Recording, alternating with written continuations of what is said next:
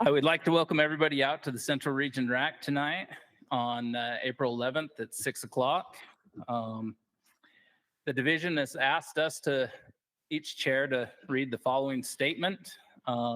It says, welcome to the Central Region Advisory Council meeting. The meeting is being held in person at the Central Region office in Springville, as well as being streamed live on YouTube. This public forum allows you to express your opinions and ideas on wildlife management in our state. The RAC considers your feedback on the proposals before us today and reports them to the Wildlife Board. The Wildlife Board, not the RAC, is charged with setting wildlife policy for our state. Wildlife management is complex and sometimes it's emotionally charged. We all have ideas and opinions about what is best for wildlife. It's why we're here today. That's a good thing. We encourage those who want to express their opinion at today's meeting to fill out a comment card, and those are located on the table just outside the door. We expect those in attendance to respect the people who speak, especially those who hold views that don't align with their own. Respectful behavior helps facilitate efficient meetings where RAC members can listen, digest, and address the concerns, ideas, and proposals being presented for consideration. Disrespectful behavior, including booing, yelling, cheering, or laughing while somebody is speaking. You can also help maintain a respectful space by referring people by name instead of the descriptors of their physical characteristics, demeanor, or gender. If this behavior continues, the RAC chair will remind attendees to be respectful. If the behavior continues, the applicable individual or individuals will be asked to leave. Lastly, please help reduce distractions by turning off your cell phones or taking calls outside. And I know we haven't read that all the way through in a little while, and maybe that's why they asked us to read it. I will add that I like what Chairman McMillan usually says, just be kind, just be nice. So with that, my name's Mike Christensen. I'm the vice chair. Brock McMillan, our chair, is away. He's gonna join us. He has joined us online. So what I'd like to do is start over with Josh Grinhall and have him introduce himself, and we'll just go around and state your name and who you represent. Josh Greenhall, sportsman. John Ziegler, non-consumptive. Jim Schuler, non-consumptive. Mike Christensen, at large. Bryce Castanetto, public at large. Braden Shepard, agriculture. Kellen Heyer, agriculture. Eric Reed, Bureau of Land Management. Scott Jensen, public at large. Thank you. Online we have, go ahead, Brock and Brock McMillan, academia. Josh. Joshua Leonard, sportsman's rep. And I believe Brooke. Yeah, Brooke Shakespeare, I am with the Forest Service. All right, thank you. I'd also like to recognize our board member and present, Gary Nilsson, and once again online, Paula Richmond. Thank you for always joining this, Paula. We have a lot of DWR staff here. I'd like to recognize them and all they do. We'll be hearing from a few of them tonight and probably some of the local biologists. I also like to welcome all the public. Thank you for being here. You're the reason why we're here. So I encourage you to fill out a comment card and ask questions. We'll go through each item and we'll hear the DWR talk. The RAC will ask questions, then the public can ask questions. We'll have a feedback time, and then the comment time, and then the RAC will discuss. So that'll be how it plays out. Let's see. With that said, I'd like to get an approval of the agenda in the minutes from one of the RAC. A motion. So moved by Jim and seconded by John. All in favor, raise your hands. Okay, pass unanimous. Now we have a Wildlife Board meeting update. Pull that out. Thanks for bearing with me. This is the first time I've done it in about a year, so we'll be better off when Brock is back in town, so. Let's see. So the Wildlife Board last met, I believe, in January. And they had a pretty short meeting. They made a motion that says, I move that the division work with federal land agencies to address any concerns they may have with the use of barrels on the landscape. This is to be placed on the action log and addressed during the January 25th board meeting. And that's in reference to black bear baiting. And then and that was approved unanimously. Then they made the motion that they accept the black bear management plan revisions and rule amendments as presented, and that passed unanimously. They unanimously passed the elk unit management plans as presented. They unanimously passed that they approve the rule amendments as presented concerning the number of poaching reported reward permits issued statewide to the annual report. And they approved unanimously that ornamental species would be followed as the division recommended. And finally, they recommended that they change their meeting. So that's a Wildlife Board update. Does anybody have any questions on that? Pretty straightforward. There wasn't a lot that, could be changed with that one. Would you just, I apologize, the session version? So they made a motion. There's been concerns that I guess some of the federal lands don't allow barrels on the federal lands at bear bait sites.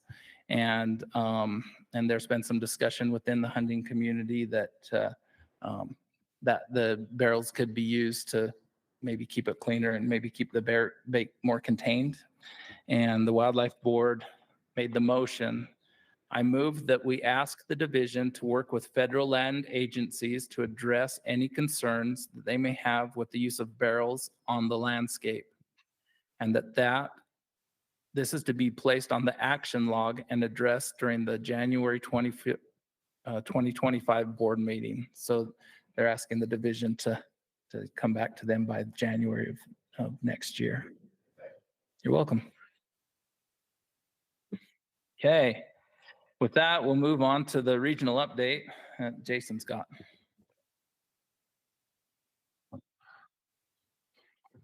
All right, thank you, Mike. I appreciate that. And we'll go ahead and dive in to the update we haven't met for several months now. Kind of a lot's been going on, but I'm going to keep it a little brief just based on the agenda for tonight. In our wildlife section, sage grouse let counts are underway. Our biologists are getting out using multiple methods of trying to count the number of leks or the number of sage grouse on the lek. We're also preparing for deer fawn and elk calf captures beginning in late May and early June on the Nebo. We've got several studies underway on the Nebo looking at both elk and deer. If any of the RAC members are interested in trying to get out and help us on that, just let me know. And it's kind of one of those things that we get an email telling us that an elk calf or a fawn's on the ground, and we get out there pretty quickly. So short turnaround and quick calls on that. But if you're interested, we'd love to have you out there. And our conservation species program is wrapping up our winter rosy finch banding and preparing for summer field season.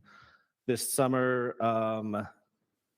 they are scheduled to be doing bat surveys throughout the region. That's on a 3-year rotation, and it's that time again to get those bat surveys in, so they'll be busy with that. Our aquatic section, they've been busy. Things are ramping up for them as well with ice off and warmer weathers. A couple of the fisheries I wanted to highlight: Yuba Reservoir down in the south portion of the region. They've finished some sampling down there, and actually we're down there today sampling the reservoir. And they have quite a few walleye, wiper, and channel cats down there, like nice sized fish down there. So if you're out to want to catch some fish, that's the place to be right now. They're catching quite a few and pretty nice sized fish. 9 Mile down in San Pete, just south of Manti or Sterling down there. They've had a good carryover of rainbow trout that were stocked in 2023, and they've carried over, and nice sized fish. I've had some of my kids and their friends go down there catching some of those out of there, and they're really impressive. So both Yuba and 9 Mile seem to get drained down. They're primarily irrigation reservoirs. So now's the time to get out there and try to catch those fish out of there. In our native species program, one thing that's been really quite an accomplishment is finding a naturally recruiting June sucker location. And they did that this year with a location in Hobble Creek. The Provo River Delta is just newly completed and kind of came online last summer. Unfortunately, we didn't find any naturally recruited suckers in there yet, but we're excited for what that's going to bring. But we did find a new population or a new spot in Hobble Creek. And then we'll start Columbia spotted frog surveys here in the Middle Provo River coming up. And then we do have a catfishing seminar at Shields on April 29th. Habitat section's been busy as well. Already this spring, they've planted nearly 10,000 sagebrush seedlings on the Santaquin and Stansbury Mountains. If you're driving on I-15 and you look off to the east, just south of Santaquin, you'll see a whole bunch of plants and containers and things out there. And that's where we plant a ton of those sagebrush. And that's historically winter range for our mule deer. And so we're trying to establish some more sagebrush in there to try to keep those deer from losing their fat so quickly in the winter. Also associated with that is determining the best methods for restoring antelope bitterbrush, which is another shrub that deer is highly sought after by deer in the wintertime, and then several forb species, and both of that, again, to improve mule deer habitat. They installed 18 duck nests on Utah Lake and 4 goose nest platforms. And this is a project that has been going on for quite a while. They've been spraying an invasive weed called myrtle spurge. It's starting to infest many of the areas along the Wasatch Front here. Outcompete species and poisonous even to us, that has a white latex within its, when you break off the leaves or the stems, and that's toxic to people as well. So in the past, it's been used as an ornamental in people's yards, and then it's kind of spread out from there. So we're encouraging people to take it out of their yards, and then we're trying to take it out of the mountains using herbicides. And then I included this in here. They've been working on relocating nuisance beavers throughout the region to try to help restore some of the wildlife habitat, especially in these riparian areas where they can build dams and start to build those waterways back up. The bad news with this is they've done some work so far this spring, but we've had several reports of dead beavers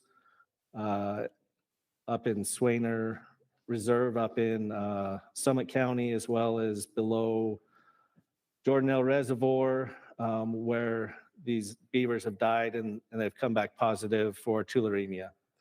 So with that in mind, we're gonna back off on beaver transplants right now until we can kind of figure out what's going on with this disease and what it might look like. Outreach section.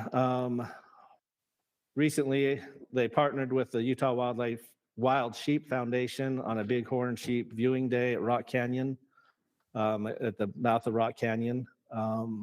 Had a lot of sheep up on the hill and had a lot of people in attendance, so that turned out to be a great event.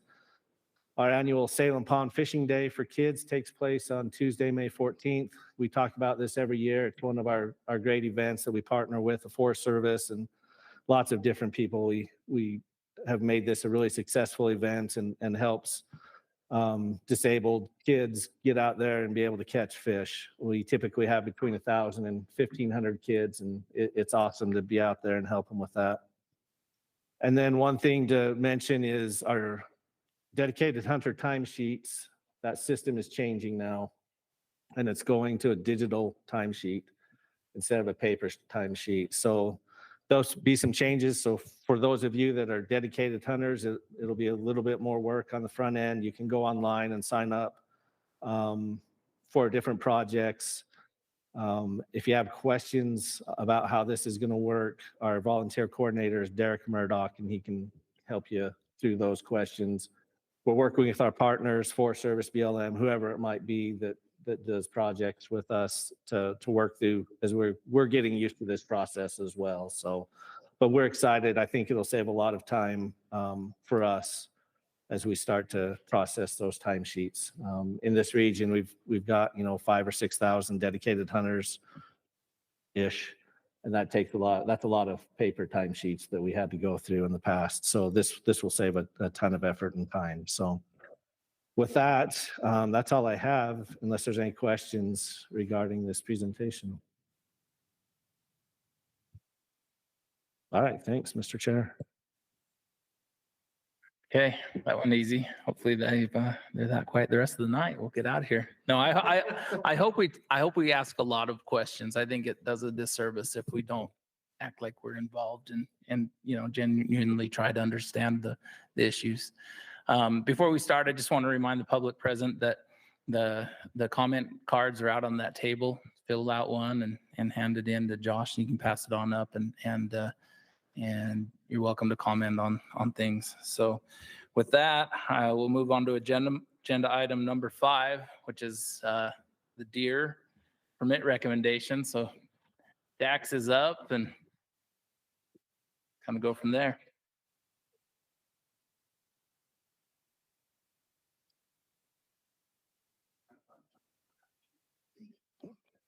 Good evening, everybody. I guess maybe before we jump in, I did have one correction. I mentioned this at the Northern Region RAC last night. An oversight on the part of the division. We have the limited entry buck deer permits. It's a muzzleloader season, first week in November on the general season units. And in the management plan, we say that we'll recommend those at a minimum of 5 per unit and up to 0.5% of the number of general permits on the unit.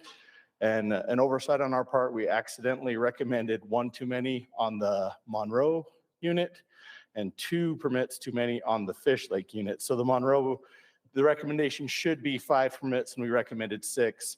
And on the Fish Lake, the recommendation should be 6 permits and we recommended 8. It was just an oversight on our part. We're not trying to recommend outside the parameters of the plan. So we would just ask you, that's what we're trying to recommend. That would be our recommendation. And we're seeing some positive things with deer growth in the southern part of the state. Things are stable-ish, middle part of the state, still trying to recover from some issues in northern part of the state. And those are generalizations, pretty broad generalizations. Limited entry units tend to be pretty stable for deer, and happy to dive in, answer any questions or whatever we can do to help facilitate a good discussion this evening. Thank you. Any RAC members have any questions for Dax? Dax, one of the things that was proposed to change is requirement to check in cactus bucks and management bucks. I just wonder if you'd speak to that point a little bit. Yeah, and that's not really part of the permit recommendation process. I think in the rule change part is where we talk to that. I can talk to that now if you'd like, but maybe it makes more sense there. So, but yeah. We find waiting then? Okay. I see Brock has his hand up. Hey, Dax, I had one question. So in your presentation, you on several units, you gave an extra column that said calculator number of animals that could be harvested. And then I thought you said those were conservative numbers. Does that mean that if we gave that many permits, that would still fall in the upper range of the objective, or above the objective, or in the middle of the objective? Can you comment on that, please? Yeah, you bet. Great question. So yeah, you probably noticed in the presentation, it was really just focused on the general season deer units in the southern region. And it's just culturally, for whatever reason, we really seem to get, there's a lot of interest, a lot of strong opinions about permit numbers in southern Utah. It feels like more so than in other regions. And for the past several years, the division has tried to make recommendations to manage towards the objectives in the plan. All the general season deer units in the southern region are managed for 18 to 20. They don't have any 15 to 17 units. They're all in the 18 to 20 bracket. And despite recommendations to try to manage those objectives, we consistently, the numbers usually get tweaked a little bit through the public process, and we're consistently over.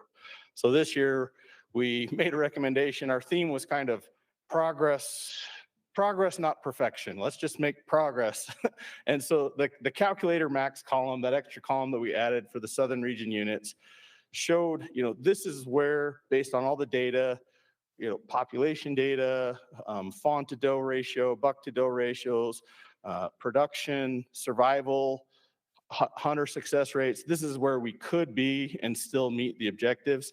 And in that maximum column there, we went with, assuming the highest hunter success rates, assuming a little bit lower survival than what we're actually experiencing at this point in time, and also doing that so that we would, at a minimum, we would hit like 20 bucks per 100 does.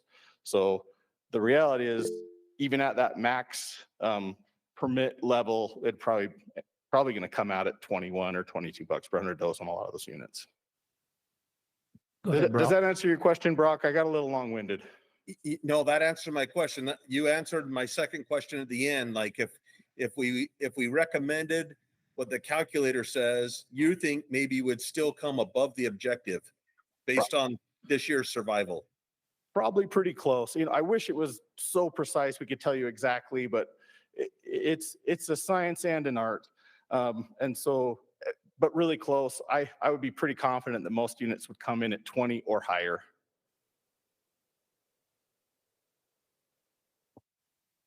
Jack, you mentioned that the southern units were doing well and you had increased some of the tags, but you saw the email responses from some of the concerned citizens that we represent, that particular units that each individual seemed to know very well, that maybe that was a little aggressive and we need to back off and whatever. After having you read those and looked at all those, does your opinion change in your recommendations?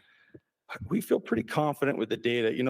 A lot of these hunters are really familiar with and experts on these units, and so are our district biologists. That's their job, to know these units, know them well. And I personally probably don't know every single unit like the back of my hand. I wish I did. I wish I had the time to do that.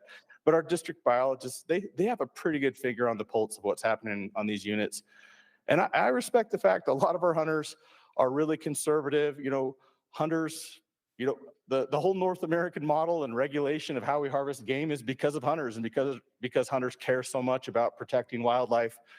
And sometimes we maybe, as hunters, care a little too much, and we're a little too protective, from the perspective of trying to manage to the objectives in the plan. So I appreciate where folks are coming from, and we hear from folks, well, it's too soon. We're still recovering from bad drought, and they are recovering from bad drought in southern Utah. We'd had some pretty substantial population declines, multiple years in a row of severe drought, and we're turning the corner from that. We're probably, in the middle of a third year in a row of pretty good deer survival and production in southern Utah. And so, and mule deer populations can respond pretty quickly. And when we have good production, there's bucks available, and you can't save bucks forever. So we figure when they're available, let's harvest some and manage to the objectives in the plan. That's where the division's coming from. And I'm sympathetic to folks that are conservative as well.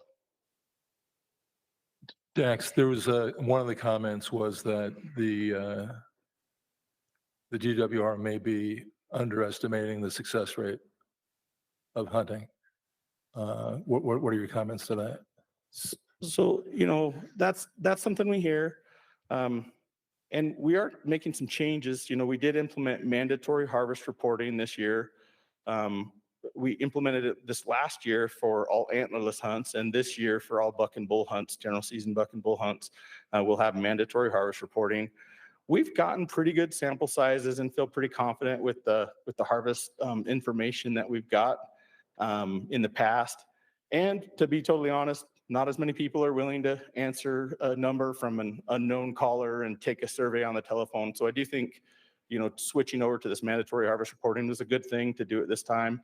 I don't know that the quality of the data is going to really change a whole bunch. I think we had reasonable data in the past, and we'll have even better data moving forward. So I think a lot of times if you don't like a recommendation, you try to find any possible thing you can to discount it and to justify why it's not a good recommendation. A couple of the comments specifically mentioned, I think the Stansbury Ochre regions regarding what the proverbial boots on the ground were saying, that they thought the herds were smaller than you had estimated and perhaps not as healthy. Any comments on that? And maybe you can turn the time to district biologist if he wants to respond to that for that unit. I will say, just this is an anecdotal story. I like telling stories.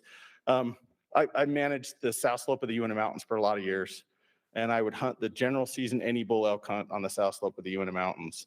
And I'll tell you what, my experience and what I saw during the first week of October as a general season elk hunter on the south slope was a whole lot different than what I saw in a helicopter 3 months later when we were doing our surveys. And I know those elk were there during my hunt, but I sure didn't find them. And the way that the perspectives, the scale that hunters experience wildlife at is often quite different than the scale that we manage wildlife at.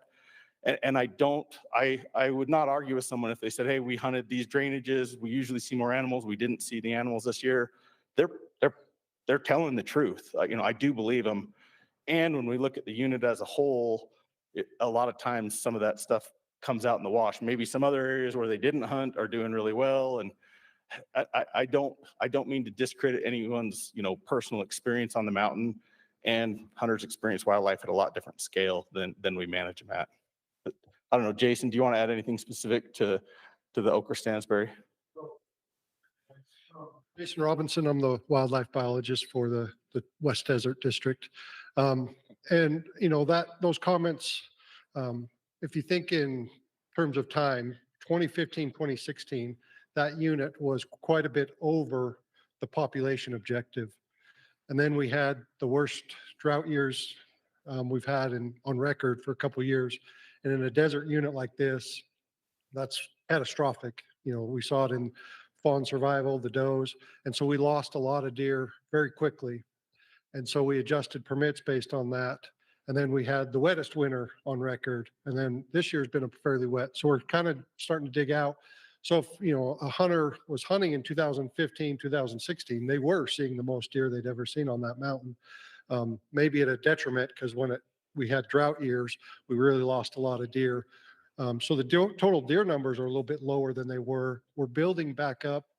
And what we're seeing on the unit is a lot of bucks, a lot more than what we're trying to manage to within the objective.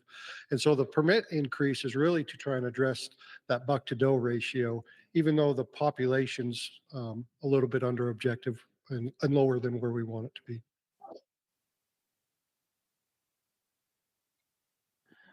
I've got one question for you.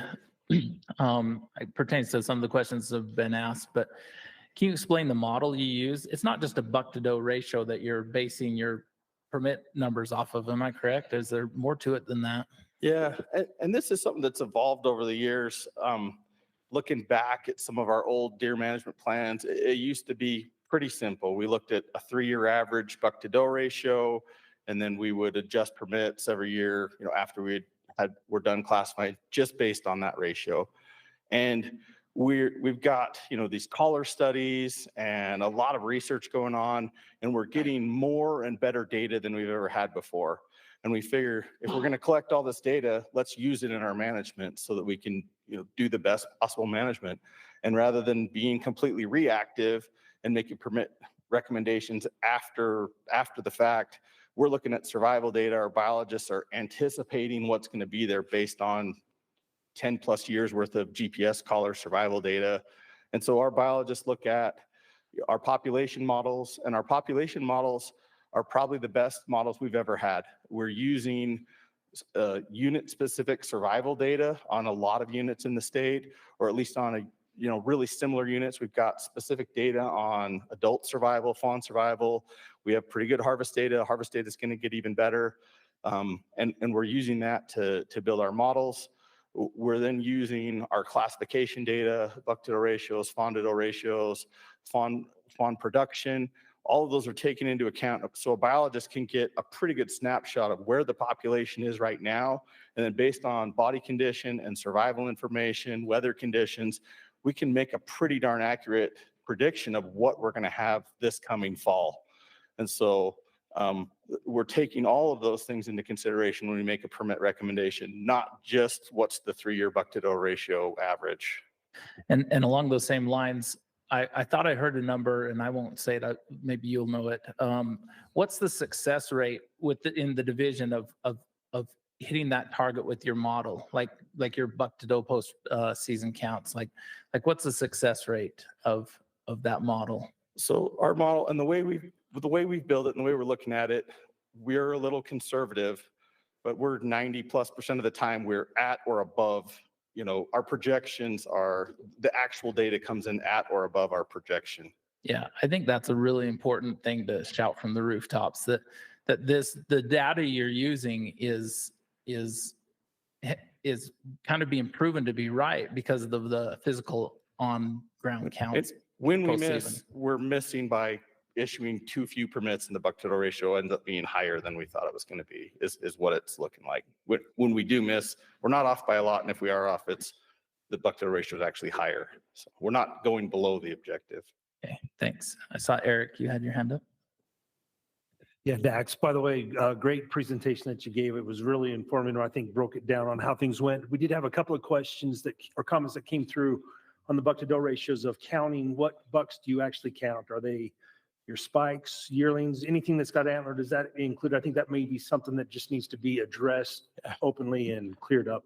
So when we go out, our biologists do post-hunt, post-season buck-to-doe ratio classification and fawn-to-doe ratio classification the same time frame. It's typically starts in November, mid-November, a little bit before mid-November on some units, into about mid-December is usually that peak timing. We're trying to coincide that classification with the mule deer rut, when males are most likely to be with the does and be visible and be seen. And we're classifying legal bucks. So if it's got 5 inches or more of antler on its head, whether it's a spike or a big 4-point, we count that as a buck. We do classify, these are spikes, these are 2 points, 3 points, 4 points, and 4-point plus. Our biologists do keep track of the antler points. But yeah, if it's a buck, we count it as a buck. Some folks have said, well, I know the division counts fawns and then adds half of the fawns in as bucks. And that is something we take into consideration when we're projecting as to what we'll have next year, but that is not part of the buck-to-doe ratio. We are not counting half of the fawns as bucks when we classify. If we say 20 bucks per 100 does, that means our biologists observed 20 legal bucks with antlers on their head, per 100 does. Does that answer? Yeah, absolutely. Thank you. I received a little bit of feedback, and just to be open, I've emailed Dax about things, and I love how responsive everybody within the division has been with any questions that I've ever had. I mean, it's usually same day they're trying to get back, and it's been great. Unless they're on vacation finally with their family, which they should do more often. But, the Camas unit lost 85% of its deer herd in the winter of 22-23. And the success rates were 10% or lower, depending on the hunt. Even in the presentation given on the website about this meeting, it sounded, I felt like it was said that the public lands or the private lands deer were doing okay, but the public lands deer were maybe not doing as well in that unit. And that unit's a little bit different, where it's not quite the same as the Morgan and the Chalk Creek, and because it's a little bit more split. And I've had some feedback that there's some concern with issuing as many buck tags as the total projected population of that herd. Can you address that? Yeah, and this is when we talked about a little bit, this issue is something we talked about a little bit in Northern Region last night as well. And it's one where there's probably multiple ways to approach this. We had a devastating winter in some parts of the state, winter 22-23. The Morgan South Ridge, Chalk Creek, East Canyon, kind of Wasatch Back, Cache Valley. It was a rough winter. It was hard on those herds. We lost a lot of deer. If you look at the buck to doe ratio data from those units, there's plenty of bucks. We have most of them I think came in the 20s. The buck to doe ratios are in the 20s. The cache was a little lower, but it's more of a public land unit.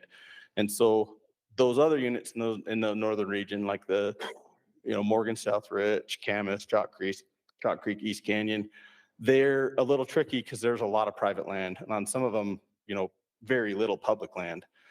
Typically, the landowners manage for higher buck to doe ratios. They're more restrictive with what they allow for hunting on their lands.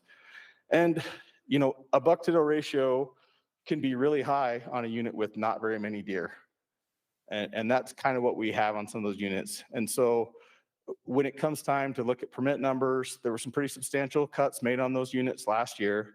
And if we've heard from some folks, hey, success rates were really low. These deer herds are still really depressed from where they were. You should cut more permits.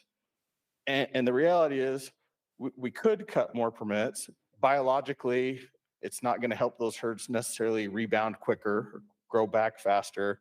It would probably increase the success rate. If we cut permits in half, instead of 10% success, you'd probably have 20% success. You'd kill the same available bucks, but just with half as many hunters. Just kind of how it works.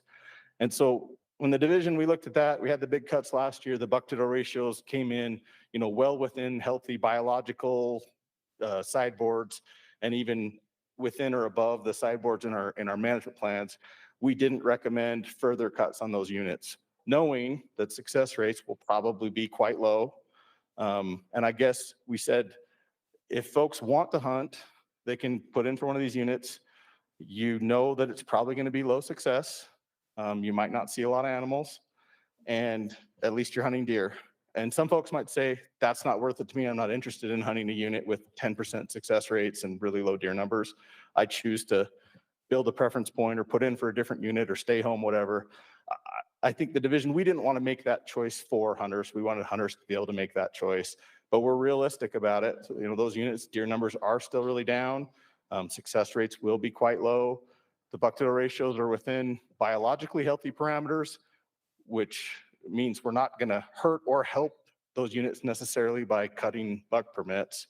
So it's kind of more of a social decision. And I guess that's a big part of why the RAC and board process exists, to get feedback from folks. And if the public says we would rather hunt less often and have higher success rates, that's a valid, thing for the public to ask for. Or if the public says, well, I just want to hunt, even if I know I might not see very many deer and I have a low chance, some chance is better than no chance if you're sitting home with no deer tag. So I guess that's where we're coming from. That's where our recommendation is coming from. And if the public wants to do something different, that's their prerogative. Thank you. Any other RAC members have any questions for Dax? Okay, I'd like to turn the time over to the public for questions. It's just questions, not comments. So if you have a question for Dax, raise your hand and approach the mic. Yeah, I'd like to know. And then if you could just state your name for the record. Marlin, Marlin Hall. I just wanted to know why, if we're late on our harvest survey, why it was $50, why it was so much. I understand you're trying to get the feedback, but in some cases, that's how much the tag on deer is. Yeah, thanks for asking that, Marla. I'll let Lindy Varney, our licensing coordinator, be the bad guy on this one. Thanks. I knew I came for a reason, so I appreciate it. Thank you, making it worth my night. So that $50 was put into our fee schedule 20 plus years ago when we started doing mandatory harvest reporting. because what was happening before we didn't have that fee, we weren't getting the data that we required. So once we put that fee in place, and that's what went through the rack and board process, just like we are here tonight. And so then there was a little bit more of a incentive to get that information in. And that's the reason why it was $50. And we just stuck to it. So, thank you. I think it's good to note also that that's going to be more widespread from now going forward too. Yeah, correct? so moving forward, now that it is mandatory for all of our big game species, it will be $50. However, when this was passed in December, they did do an exception for the year for our general season deer permits. That $50 will be waived, but we still need you to report to be eligible to apply for big game or antlerless permit. Just on general season deer, not anything else. Thank you. Yep.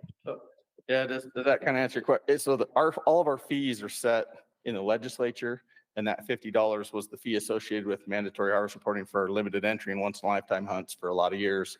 So when we added mandatory harvest reporting for antlerless and general season buck and bull, we didn't change the fee. It just stayed the same. So. Any other questions?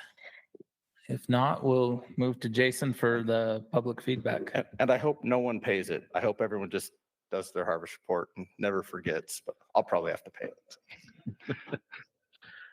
All right, thanks, Mr. Chair. So for the buck deer permit recommendations for 2024, the question was, which best describes your position regarding the buck deer permit recommendations?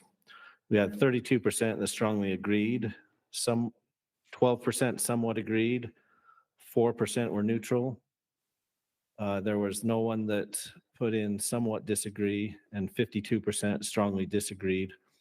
There are 25 votes in total, and the weighted average was 2.7. As I usually do, I kind of went in and tried to highlight some of the comments in there that seem to be repeating, or at least maybe for your consideration. First, I'm going to talk about some of the unit concerns that were identified. On the Vernon unit, the limited entry unit, they were concerned that 210 total tags was excessive and would like tag cuts on the Vernon. There was a comment that they not to increase tags on the Nebo and the Wasatch units. And then there were concerns for the Stansbury Ochre unit, where many of the people typically hunt on the Stansburys, and any increase on the Stansbury Ochre unit would really be an increase specifically for the Stansburys and not spread out equally between the units, within the unit. So those were some of the unit concerns. There were comments not to increase tag numbers with these huge numbers, the number that they were doing because of the low deer populations. There was some comments that along the lines, they trust DWR scientists and they're happy they make changes when the data drives the changes. Some comments agreed on all recommendations except for the Southern region recommendations, and those should be managed according to the parameters that are set. So they should be following the deer plan. And Dax spoke to that a little bit. Comments along the lines of increased tags to make it easier to draw, and they didn't like leaving hunter opportunity on the table. Wanted to give the deer some relief from being hunted and pressured, and maybe using some different hunt strategies. For instance, shutting one kind of weapon hunt down on each unit each year. And then they commented on the commitment to manage predators and would like to see that taken up a notch or two. And then also some restrictions put into place for general season hunting, a 4-point or better, along with some youth exceptions and things along those lines. And hopefully you all had a chance to read through those comments, and that's what I have to share right now. All right, thanks for that. We'll move on now to the public comment portion of the meeting. We're going to give 3 minutes to each person, whether you're representing yourself or an organization. Are you okay? Okay. So first up We have Garrett Slotcross.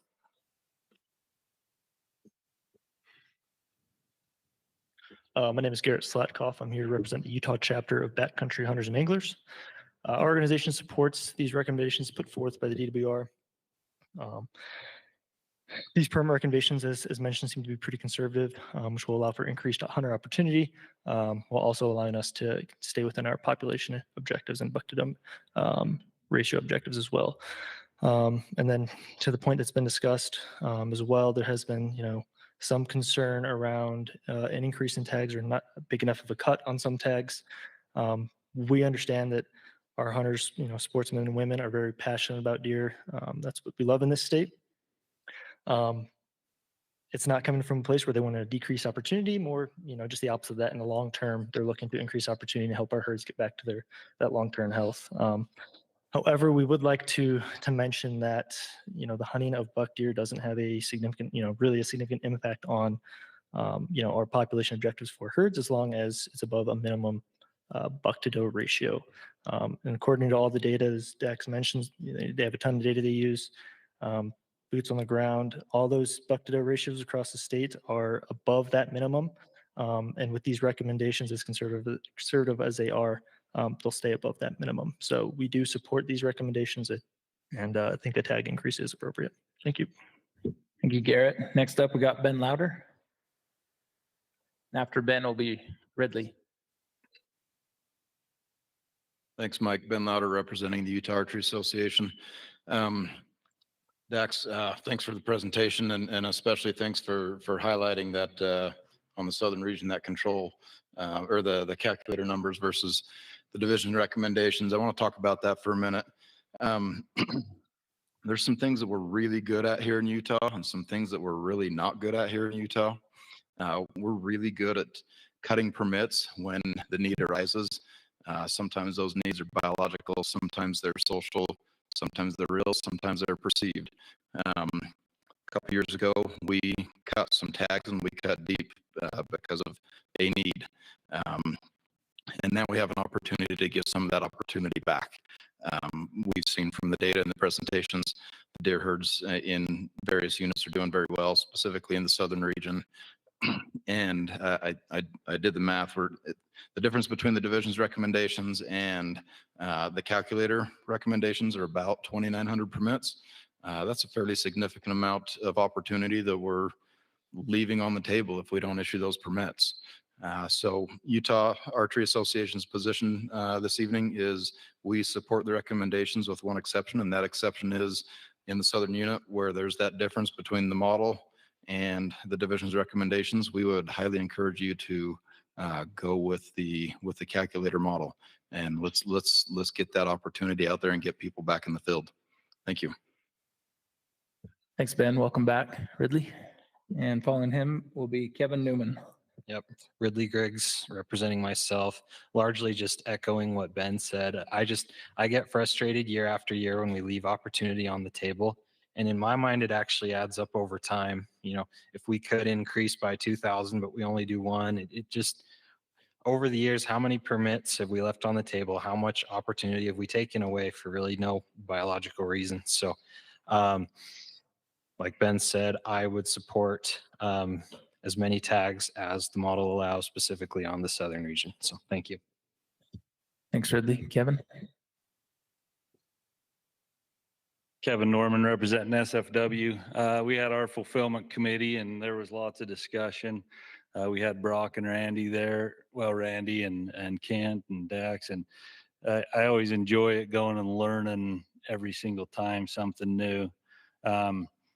Ultimately, we had lots of discussion along the same lines as what Ben just spoke about. Why aren't we going to the max of the model? We also had discussion the other way on the Pine Valley that it's too much of a increase.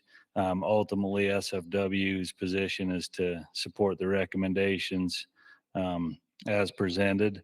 I'd just like to add one thing on a personal note that kind of stuck with me in this process, and some data that Randy presented was, and Brock can probably speak to this better than me, but it's the fact of, in the glory days of the best hunting, the most tags, the most deer we've ever had, the buck to doe ratio was closer to 8 to 10. And that's really stuck with me that, we're trying to grow deer, but we kind of want our cake and eat it too. I'm from up on the cache and we need to grow deer bad. And to me, it's like, well, let's whack some bucks and see if this rings true. So anyways, I appreciate all the questions that came forth tonight. I wish everybody was in the state would pay attention to these meetings and learn and learn the biology of why we get to where we are and look for more opportunities. So thank you for your time. Thanks, Kevin. I also want to apologize if I say anybody's name wrong. I forgot my glasses. So Kevin Norman, not Newman. So yeah, he's got it. He's got it. So now we're going to turn it back to RAC discussion. I'd just like to start out a little bit. Usually our RAC goes first in the RAC process. And as such, we've been fortunate that other RACs watch what we do. And along those lines, I watched the Northern Region RAC last night, and they actually voted to implement a few more tags in the Southern region. It sounded like they may have done that in other areas too, if there would have been a second column in all the regions. But having said that, we're at liberty to do, as we please within those ramifications. I'd also like to remind the public and the RAC that we're kind of bound by a mule deer plan, and some of the good ideas or the ideas that are presented to us through the public process are not something that we can implement.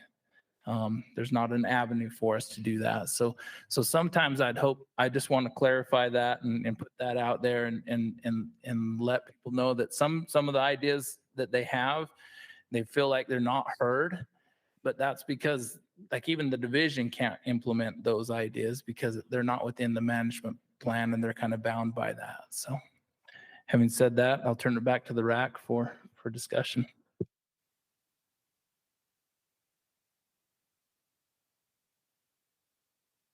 I was going to call a couple biologists up here today just for fun, but we didn't need to. Yeah, I liked watching the presentation. I really like that calculator. I wish you did do it on all the units, right? It would have been nice to see where we're at. But I liked Brock. He gave some presentations what was it, the board information meeting they had on Tuesday. And yeah, it seems like we try to be really conservative and get to this magical 18 bucks to 100 does, but really we can probably kill more deer and still be okay. So I kind of lean towards that Northern region approach of let's give a little bit more, be more generous on the opportunity side. I don't know what units are the right units though, so I would defer to that discussion here. We'll go to Scott and then to Brock.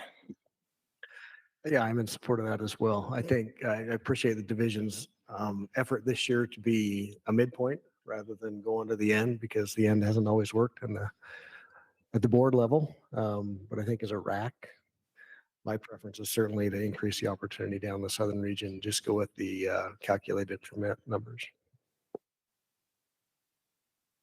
Brock, go ahead.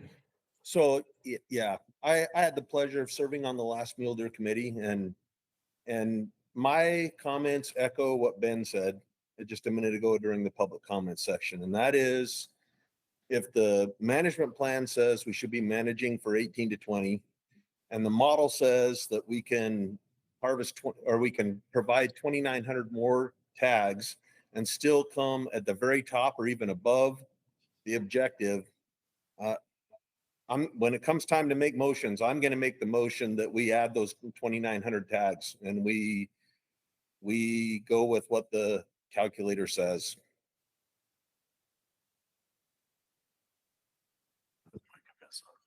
Yeah, Bryce. I'll go to Bryce and then we'll go to Josh.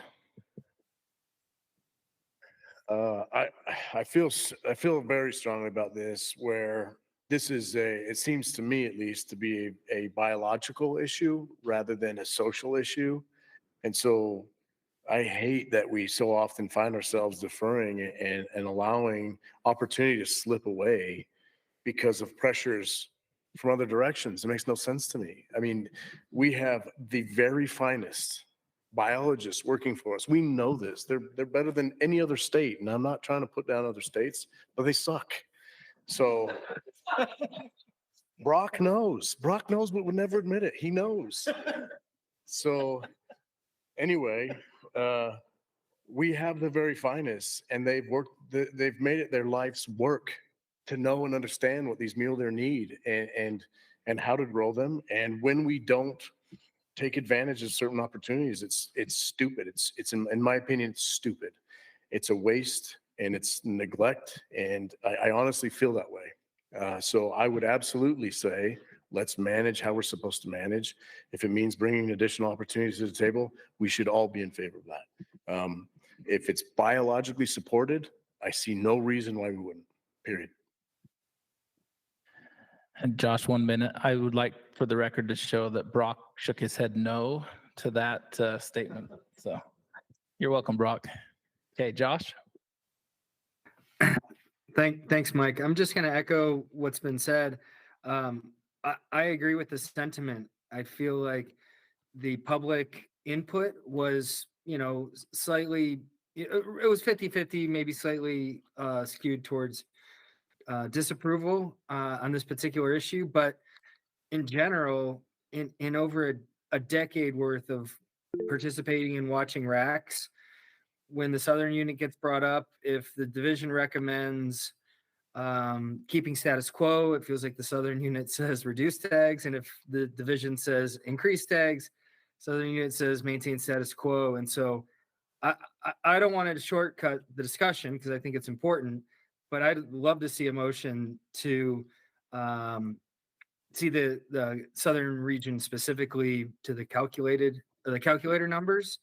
And then I'm fine with the rest of as the division presented. I will add one side note. I think the most significant comment I saw repeated in the public comment was on the Oker Stansberry. And so I appreciated that clarity because that was the number of comments I saw on that gave me pause. And so I think that helped me better understand that unit.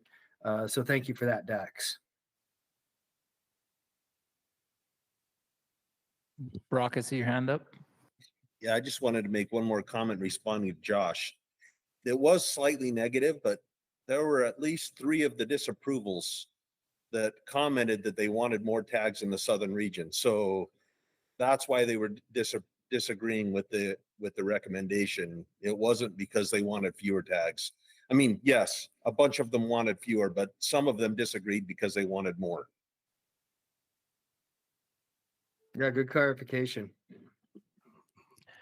Okay, we're going to go to Josh here in the room. All right, so I think we should get as many deer tags as we can, right? We don't know, we can't grow deer. We've listened to biologists, it's the weather that does that, right? So I think while the weather's good, I think we hunt those deer.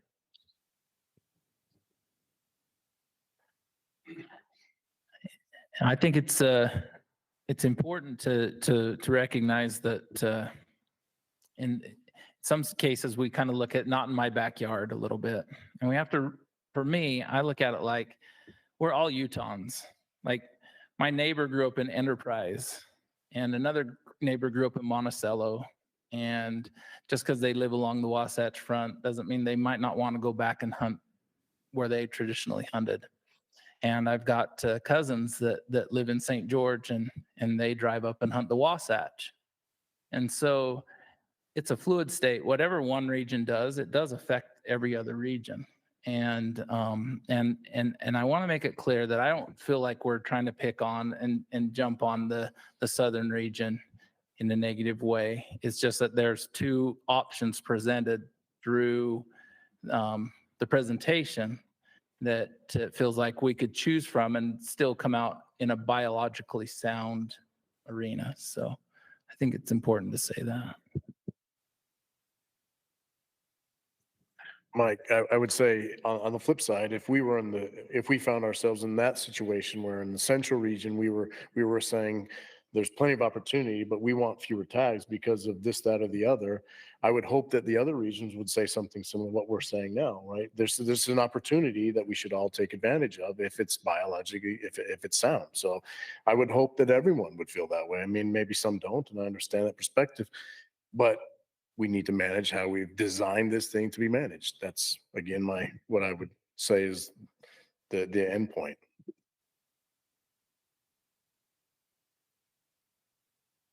Dax? I don't want to stifle a RAC discussion, but I guess I just wanted to provide a little clarification. You know, on pretty much every other unit in the state, the recommendations, we do go with what the calculator says.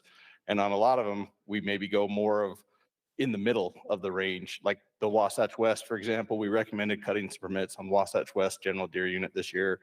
And the projection has us coming in, you know, probably 15 or 16 bucks per 100 does. It's a 15 to 17 unit. It's currently at 15. So, and the reason I really only showed them for Southern region is because that's pretty much the only place where we're not really managing to the calculator projections. Also, with the exception of some of these units that have really high private lands, a lot of private lands on them, it doesn't work as well on those units because not all the bucks that you classify are actually available during the hunts. But with the exception of the, you know, pretty much predominantly private lands units and the Southern region units, we pretty much manage to the calculator on all the other region units in the other regions in the state. So Thanks for that clarification. Brock? Are we ready for a motion or are we still talking? I think that everybody is ready to have you make a motion. I will move that we accept the division recommendations as presented, with the exception that the units with a calculator column be adjusted to what the calculator suggests, or the addition of 2,900 tags. I'll second. So we have a motion made by Brock and seconded by Bryce. Does everybody understand the motion? And this motion also includes the division's clarification on the late muzzleloader deer tags. Yes. And so it's essentially the division's presentation plus, with the exception of the calculator column, that we go with that. So, okay, all in favor, say aye. Raise your hand. Those opposed, raise your hand. So everybody online was in favor, so that passes unanimous. Okay, thanks, Dax. We're going to move now to item number 6, once in a lifetime permit recommendations by Rusty Robinson.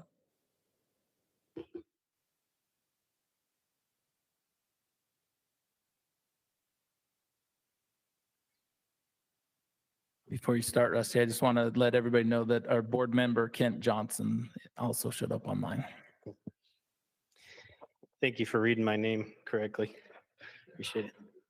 I hesitated, made sure there was an N there. I just want to start out by apologizing to Marlon. I've been there and I work for the state government, so $50 hurts. And a couple of years ago, I had a mountain goat tag and I was a day late submitting my harvest report and it cost me $50, which is embarrassing to admit publicly because I'm the guy that uses those numbers to manage mountain goats. And so that was bad. So I'll be, this is the 2024 permit recommendations for all the once in a lifetime species. I don't know if I have any big updates or summaries other than the presentation online. Other than just to say, you know, we manage or we recommend these permits based on the respective species management plan. And above all, not a lot of huge changes with the exception of probably some big bison permit cuts on the Book Cliffs and the Henrys, as well as the Hyuenas mountain goat hunts. They were hit particularly hard by last winter. Most of those Hyuenas mountain goat units, we lost 25 to 30% of those populations. So that's one of the reasons for those recommended cuts. But yeah, with that, I'd be happy to answer any questions. The Book Cliffs muzzleloader hunt, is that still going to occur, but just with the people who had the tags last year? You're talking about the cow only muzzleloader hunt that was extended. Yes, it'll still occur, but only there won't be permits available in the draw. Yeah, that's what. Yeah, so it'll just be the permit holders from last year. And there was some comments online about, those people getting their points back and things like that. They didn't get their points back. Think of it as their hunt was extended. Their hunt is still going, and it's going to go into this year. And the reason for that is there was 12 hunters, and nobody. All the comments were the same, that we went over 100 miles and we didn't see a single cow bison, and so 0% success, 0% success seeing a cow bison. So we brought it to the Wildlife Board. They approved to extend that hunt into this year. So yeah. Does that extension to this year, in addition to new tags for this year? There will be no new tags for that hunt. So we basically, we're not recommending anything in the public draw. It's just the 12 permit holders from last year are able to hunt it again. So we're not adding hunters up to it. Yeah. Thanks. Any other questions? Rusty, I had a call about the Wasatch Moose. A friend called and said, hey, why are they cutting tags? I said, I'll ask. So I think it was 29 and now it's down to 22. What's going on in the Wasatch Moose herd? Yeah, that's a unit we've hunted pretty aggressively last several years. And Aaron could correct me if I'm wrong on this as the Wasatch biologist, but we've dipped below the age objective in the harvest. So yeah, so that's the reason for cutting those permits and trying to get back into the sideboards of the plan.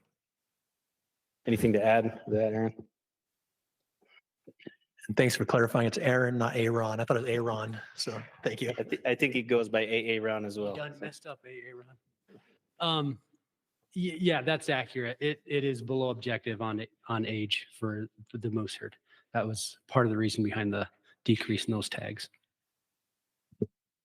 Rusty, on the Wasatch, will those conservation and convention tags be decreased next year? Are they locked in for a 3-year period? How does that going to work where it's such a... Lindy can help me out on this if I'm wrong, but I believe we're on the last year of the 3-year conservation permit cycle. And so this year will be new tags. Yeah, so yes, this is the last of the 3 years. So we're actually in the process. So we look at all the permits over the last 3 years, and that's what will determine the numbers that going forward for the next 3 years. Okay, and if this would happen in the first year, is there a trigger within that contract that says, our herd is suffering and it's declining, and so we're giving out less public tags, so we're going to have to pull back a conservation or a convention tag? There is not. There is not. Not in the conservation. There's locked in for those 3 years. Okay. But we do reflect it the next 3 years. We take the overall and we look at it and see if it did decline. Of course, permits are going to be not as much as this time. I think that's probably something that can be addressed at another day, but that's concerning to me.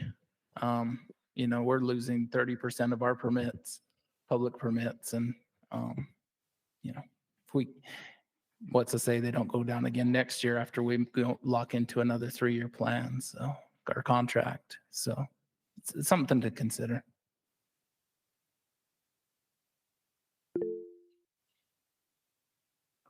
Josh, online.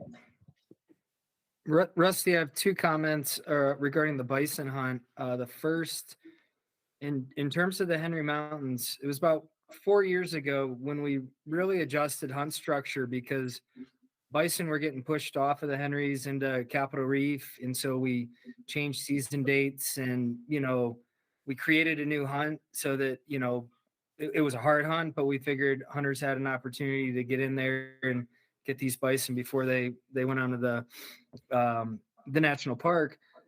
Can you speak just a little more about the cut? Because I watched the presentation and I'm still trying to understand the nature of or the rationale behind it, just given the complications with that region and that herd.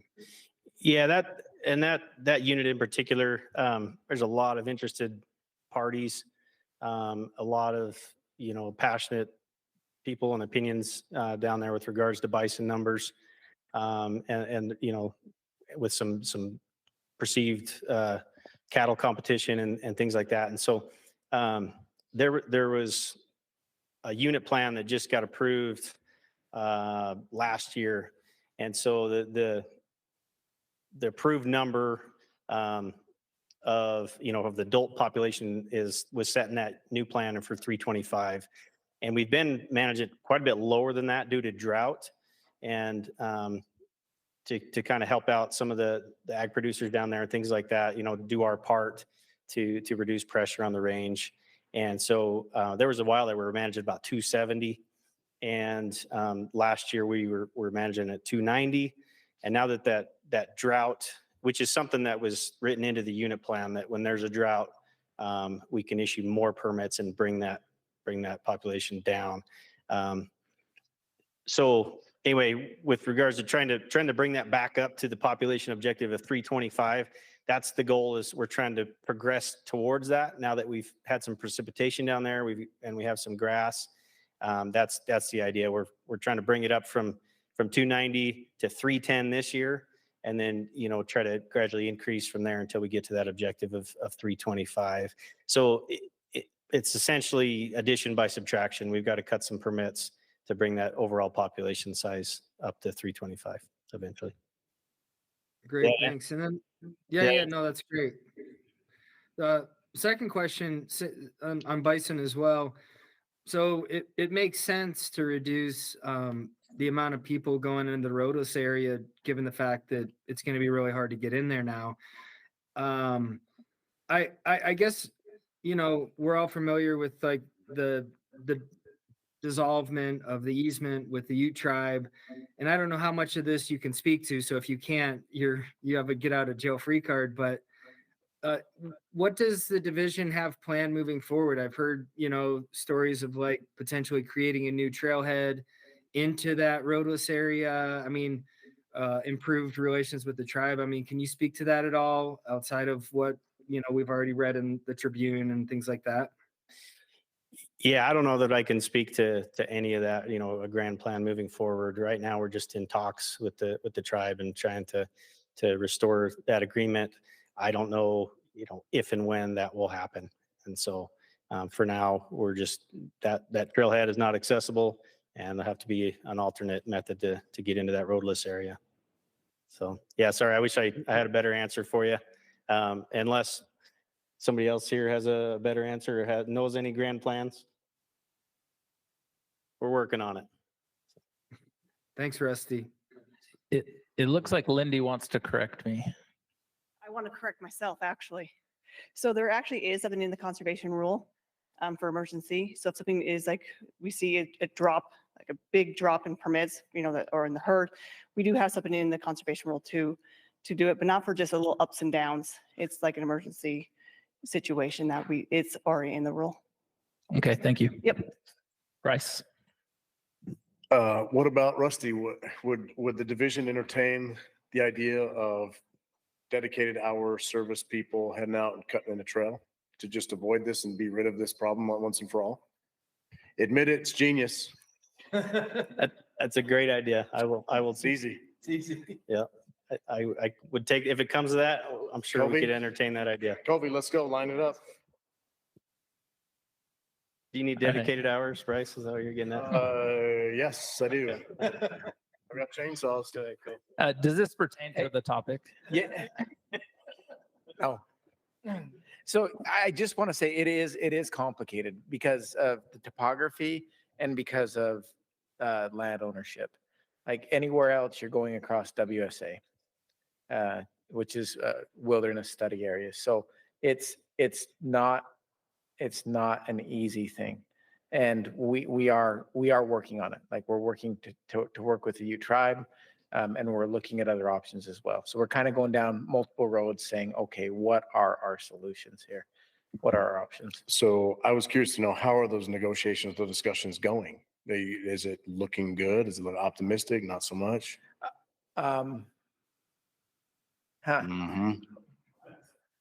we're having discussions. So I don't know if I would say it's looking good or looking bad, but they're open and they're talking with us, which is a really good thing. So that's a really good thing. I think the division stance is if you apply for a roadless tag, expect to not cross through that. Well, and just to be clear, there are multiple ways into the roadless. This is the closest way into the south end of the roadless. Any other questions from the RAC? Oh, Scott? Yeah, Rusty, looking for more opportunity here. I'm looking at moose average ages, and we're seeing the North Slope Summit come in at 6.1 on the 3-year average. We've been at 6.2, 5.7, and 6.3 the last 3 years.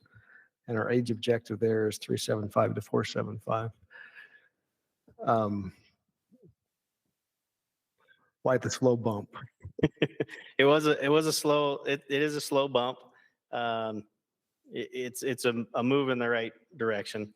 And sometimes with these once in a lifetime species, maybe we're a little too conservative. But yeah, it is a move towards that. It's, over 10% increase, and we're trying to move in the right direction there. Have we seen some years where we've lost significant numbers of moose to disease issues or other things?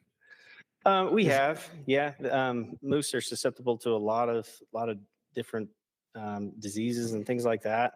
You see it more in years of drought and actually mild winters. You get the winter tick issues and other things. So yeah, we have years where it kind of cycles. Overall, we've been pretty stable in the state since probably the 2010s on moose, but we have seen those ebbs and flows, those troughs and peaks in the population. So yeah.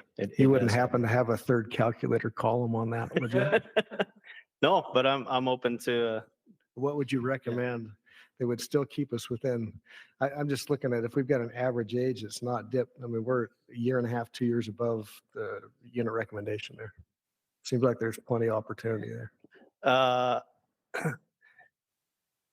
Without talking to the district biologist over that unit, I would be very hesitant to make my own recommendation. But if the RAC feels like there's a warranted increase there, then yeah, we'd definitely be open to a motion, and we can bring back the biologist and see, or if it's something we want to do next year, or if it's a motion that's board approved, then there you go. Is there a maximum percentage that can be increased every year? Not outlined in the moose plan, no. Okay. Just to try to manage to that age. Okay, and another question. So would it be appropriate if somebody on our RAC wanted to make the motion that we, ask the district biologist to look and see if it could have additional, 10 or 20% of permits added to it? And not choose a specific number? Mm-hmm. Yeah, we could do that. Okay. All right. Any other questions? Any questions from the public? Seeing none, we'll go to the public feedback from online.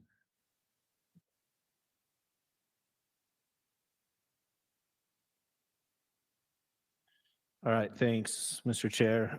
So regarding the once in a lifetime permit recommendations for 2024, we had 25 votes on this. We had 38% that strongly agreed, 31% that somewhat agreed, 15% were neutral, 8% somewhat disagreed, and 8% strongly disagreed. The weighted average for that was 3.9. There were 3 comments specifically. 2 of the comments have been addressed by Rusty already, and that was about the bison hunters hunting again this year and possibly getting their points back on the book cliffs. I think there was some misunderstanding of how that was working. The other comment was, is there a possibility to do a ram management hunt, basically a 3/4 cur or less on some units where the ram to ewe ratio is high, but there are not a lot of big rams. That's what I have. All right, thank you. We'll move on to public comment now, and we got Kevin Norman up first, followed by Ben. Can I go by Newman, please? Oh my God. Oh yeah. I thought I messed up again. I'll be glad when Brock's back. And Kevin Norman representing SFW. We support these recommendations as presented. One thing I'd like to point out is the success story of having a sheep hunt on the minerals.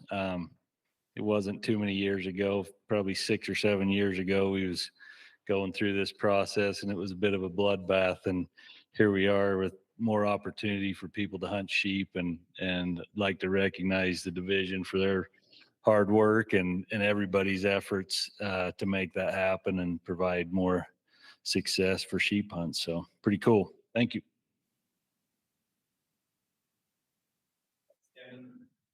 Thanks, Kevin. Ben. Ben All Lauder over- representing, Oh, that's all.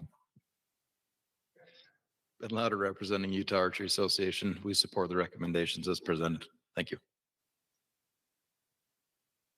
All right, that's all our public comments. Turn it back to the RAC for RAC discussion. I'll start out, and I'd like to say, in Utah, we're really spoiled with our once-in-a-lifetime tags for those who are lucky enough to draw them, because our success rates are usually 85 to 100% success on many species. And if you start to look at like Colorado, their sheep hunts, 30 to 80% is really starting to top out. I mean, there's a few with 100%. Same with moose. I mean, we manage our once in a lifetimes for the success of the hunter, it feels like a lot of times. And that said, it's probably would be I like how Scott caught that. And I don't have a vote, but I would be in favor of having them relook at that. I was going to say, thank you, Scott, for pointing that out. Rusty, can I ask a question? I know question time is over. One more? Go ahead. Okay. Hey, Rusty. Was there, what was the, I know Scott kind of asked this, but was there a reason why it's not up there where it could be? I think it just with once in a lifetime species, people get pretty conservative and people get really, the public can get pretty concerned when we're doing big increases on once in a lifetime species. With that said, it's our job to manage through the plan. So we did issue an increase. We could probably issue a bigger increase or recommend a bigger increase on that, and definitely not dip below the plan. So I'm seeing, I kind of just, here we have an opportunity to put our money where our mouth is. Wasatch is us, right? I mean, that's another chance and more opportunity for, especially in a once in a lifetime, especially, and we're not talking about general deer, we're talking about moose. And those opportunities are so rare and so special. I feel like this is another chance that we have if we can, if it makes sense, biologically speaking, it's another chance for us to make a move. So I would say, I also think it would be a good idea to look at that, and have the biologists speak to that. And whether we do something now, I leaned over and asked Mike, if we did come up with a motion that said, let's increase a tag or 2 or 10, I don't know what it is, the number, that would be instated this year, this fall, correct? Correct. Yep. Let's do it. And just to be clear, that's on the north slope. The Wasatch is really actually struggling pretty hard. So never mind. No, just kidding. Sorry, were you talking about the Wasatch? We'll put our money where the Northeastern's mouth is. Or however He that meant, would he work meant to out. say So- North Slope. He said North Slope. I heard it. I don't know. Wasatch. My mouth, their money, right? Jim's got a comment. Yeah, thanks. Rusty, my comment really is, I think great presentation, and you certainly have my support. And I would support Scott's recommendation for a little bit more on the moose. And I should ask this as a question, but I'm disappointed still that if you're an out-of-state hunter, you can draw all of the once in a lifetimes. So I've got friends from California that have got max points. They've already got a ran. They know they're going to get all these animals. We don't have that opportunity being in state. We've had this conversation before, and I know it's difficult, but I would love to see the division look at it to make it fair. and not have it be better for the out-of-staters compared to the in-staters. Thank you. Yeah. Lindy, have you got that noted?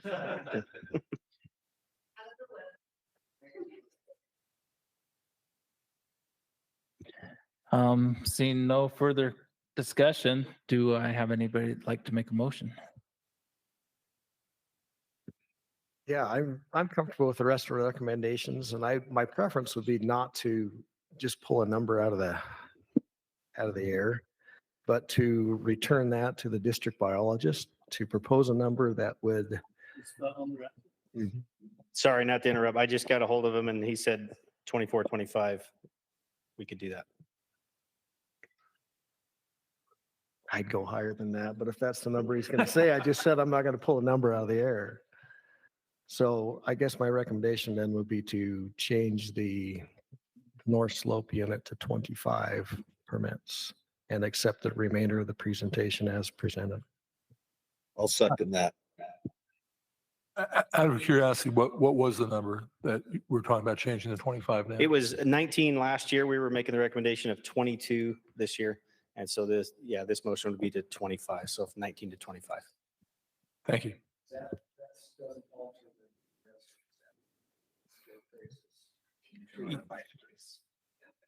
Yes, the At 25, does the non-resident bump up to 3?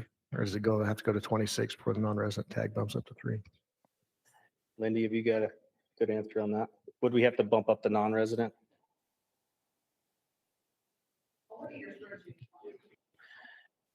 I think it varies, looking over many of the permit recommendations. There's some permits that give out 4 to resident and 1 to non-resident. And so that's 20%. Right now, the I'm recommendation is comfortable. 20 and 2. They would bump it to 22 residents, 3 non-residents. So if we did 24, then that would be,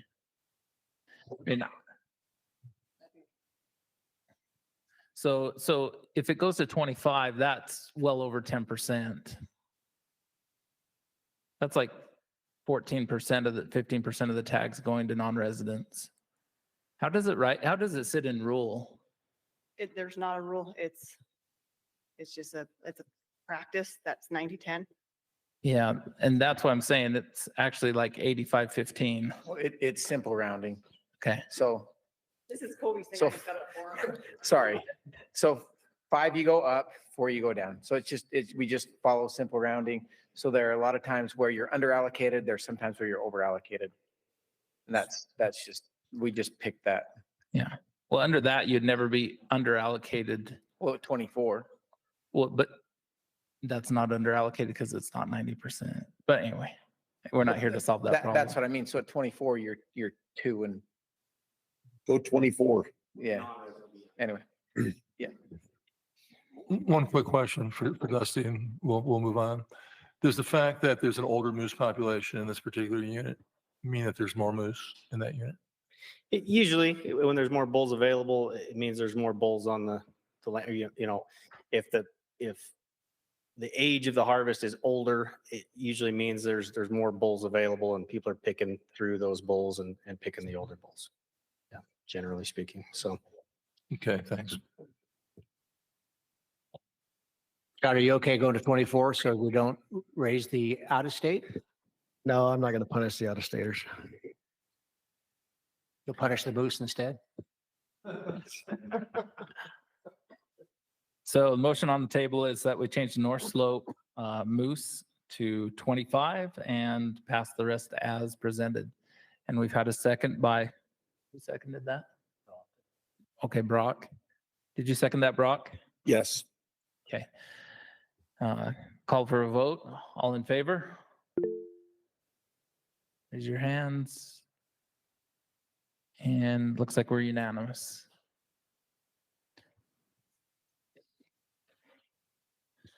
Okay, on to elk permit recommendations by Dax.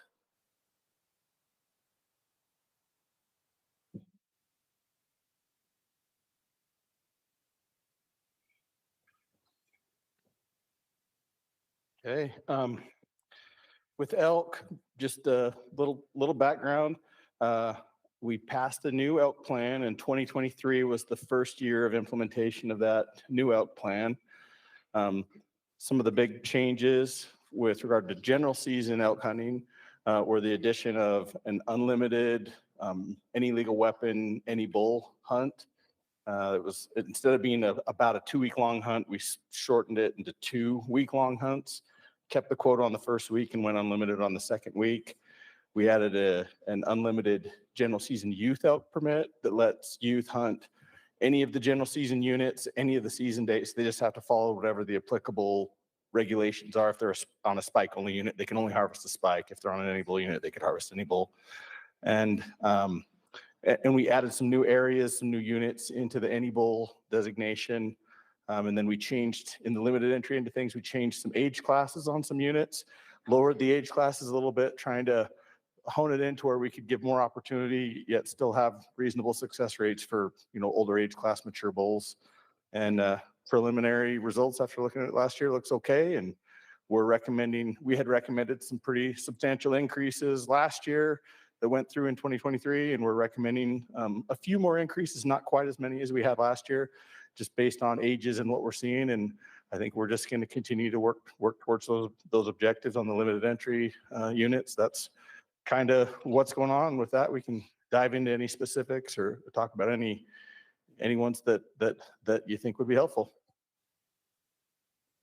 Okay, thanks, Dax. I do have one question. It's probably for Lindy, but it's how many non-residents purchase the unlimited any bull permits?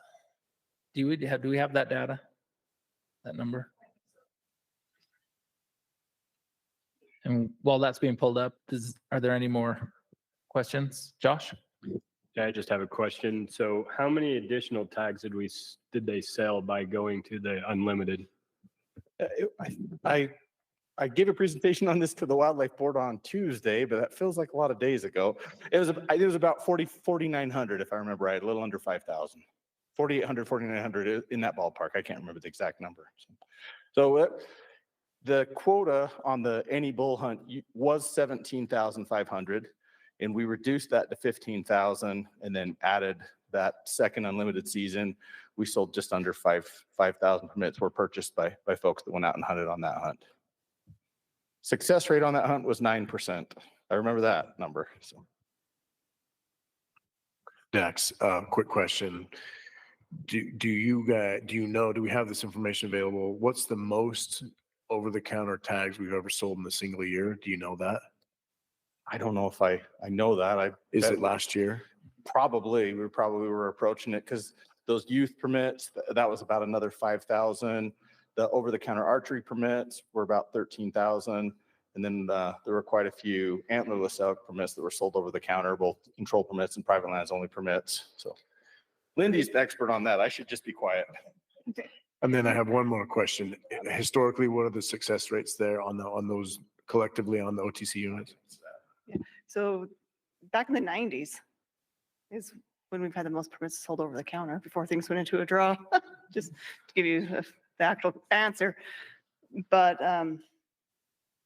last year, it was probably a couple of years ago when we were selling, the 17,500 because we cut permits. I'd have to pull all the data, but it's pretty average over the last 5 years, what we've been selling for elk purposes, but we have general season deer, antlerless elk, like Dax mentioned.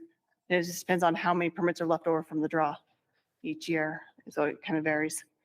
I'm still pulling up the other one with the non-resident of the limited entry. The unlimited. So 1 second. I've got some of the success rate data for you while Lindy's pulling that up. For the any bull, like the success rate on the any bull hunts typically have been low teens, anywhere from like 11 to 13 or 14. Last year, success was 11.7% for the early any bull. The late one was 9%. So it was 11.8 for the early, 9.4 for the late. Muzzleloader hunt, the any bull success was 12.2%. And in previous years, it's been kind of bouncing around in that same range. It's typically low teens, low to mid teens. So archery is about 10% success rate for general archery on any bull units. On spike units, yeah, similar. So the muzzleloader hunt success rate's a little bit higher on spike units for whatever reason, like 15, 14. They're hard hunts. They're all pretty hard hunts. Success rates are not really high, but a lot of people enjoy it. Dax, while you're talking success rates, I was looking at that late archery hunt and you're increasing tags, not by a lot, but when I look at the data, it seemed like the success rates were like really low. What was the hunter satisfaction like on those hunts though? It was a mixed bag. Usually satisfaction rates are pretty strongly correlated with harvest. Hunters that harvest are usually way more satisfied than hunters that don't. But it was a little higher on that hunt. I can't remember the exact number, but I think a lot of folks went into that hunt knowing that it would be hard. And I've talked to several folks who said, I didn't get an elk, but I saw bulls and was able to make stalks and blew them, but had fun. Yeah, success rate on that hunt was like between 16, 17%.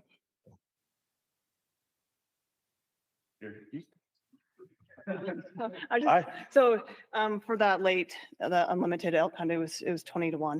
So residents versus non-residents. I don't have the exact number. I just have the percentage, the ratio. I don't have the exact numbers on my spreadsheet. So the 21, that's 20 to 1. Oh, 20 to 1. Okay. Yeah. Okay. So yeah, we can do that math. Okay. Yeah. Good. 4 point something %.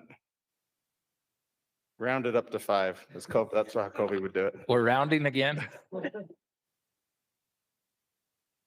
Any other questions for Dax? Dax, do you have a way to show us a slide from your presentation? I'd have to log in to the meeting. I can do that. It might take me a second. Just the slide that has 5.5 to 6 year old units on it. I think there's another, looked like the calculator quit on you again. Which unit specifically were you wanting to look at? Diamond Mountain.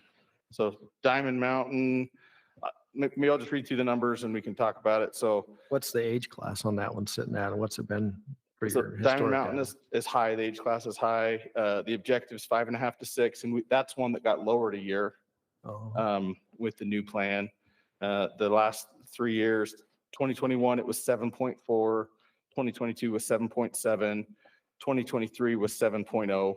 So it had dropped a little bit. In 2023, we had increased permits. 2023 permits was 87, and we're recommending for 2024, 92. It seemed like you mentioned that largely that was a redistribution of permits based on the rearrangement of them, it's and not an increase in permits per se. Yeah, but it dropped from 7.7 to 7.0 because we had a pretty substantial increase on it last year. And I think the biologist said, that's a 0.7 of a year drop. Let's keep riding with that number for another year and see what it does. So that's why it's not really a big increase. The increase there is really just a shift in permits that would have gone to a larger LOA. And now the LOA there, the Diamond Mountain Landowners Association, is smaller and they get fewer permits. So the permits that would have gone to the LOA are going to the public in the draw.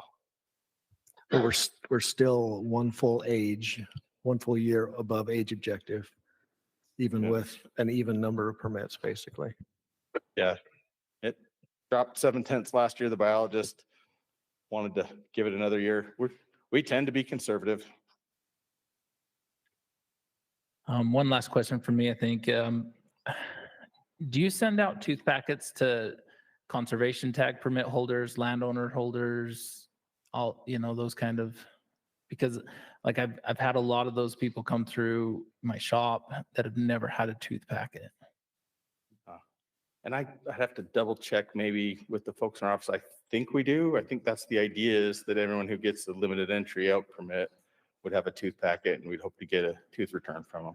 Yeah, and I would love for you to follow up on that, just because if they're not, those are probably the people that are probably, harvesting the oldest bulls or the, selective trophy hunting more than your average public draw hunter. So, all right, any more questions? Turn it over to the public. Anybody have any questions for Dax on the elk management? Okay, bring it back to Jason for our feedback.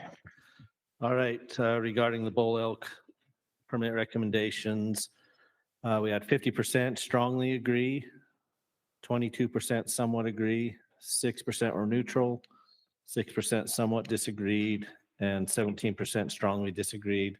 We had 18 votes total for that, and the weighted average was 3.8. Just a quick overview.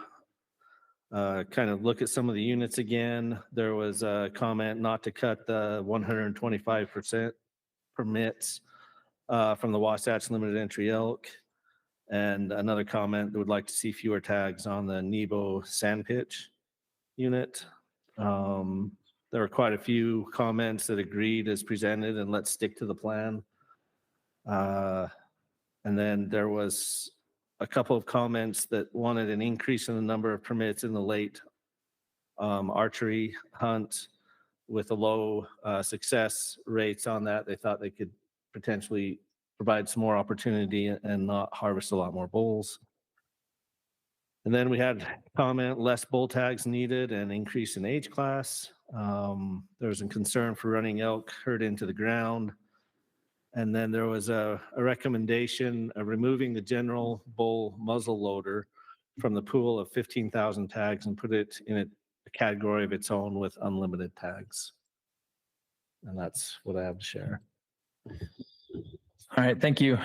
Okay, we'll move on to public comment. For public comment, we've got Ben and followed by Kevin. Ben Louder, representing Utah Archery Association. We support the recommendations as presented. Thank you.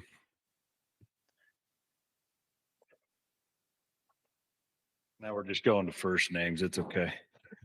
That's easier. Yeah, I understand. Kevin Norman, representing SFW. We support the division's recommendations with one exception, and that's on the San Juan. I'm going to try and get the sentiment right of the reason why. I know we look at 3 years of data, but if you go back 5 years, that unit was never at the max age objective, and it's been trending down with the exception of last year. It bumped up a little bit. And we also added a bunch of tags with the new elk plan to get that age objective down. So the sentiment's basically to, you know, the age dropped over the last year significant. Let's give it one more year to see how it levels out or if it takes another dive before we add more tags. So thank you. All right, thanks. We'll close public comment, bring it back to the RAC. I'd just start out, I'm appreciative of how the division has handled the elk permit increases.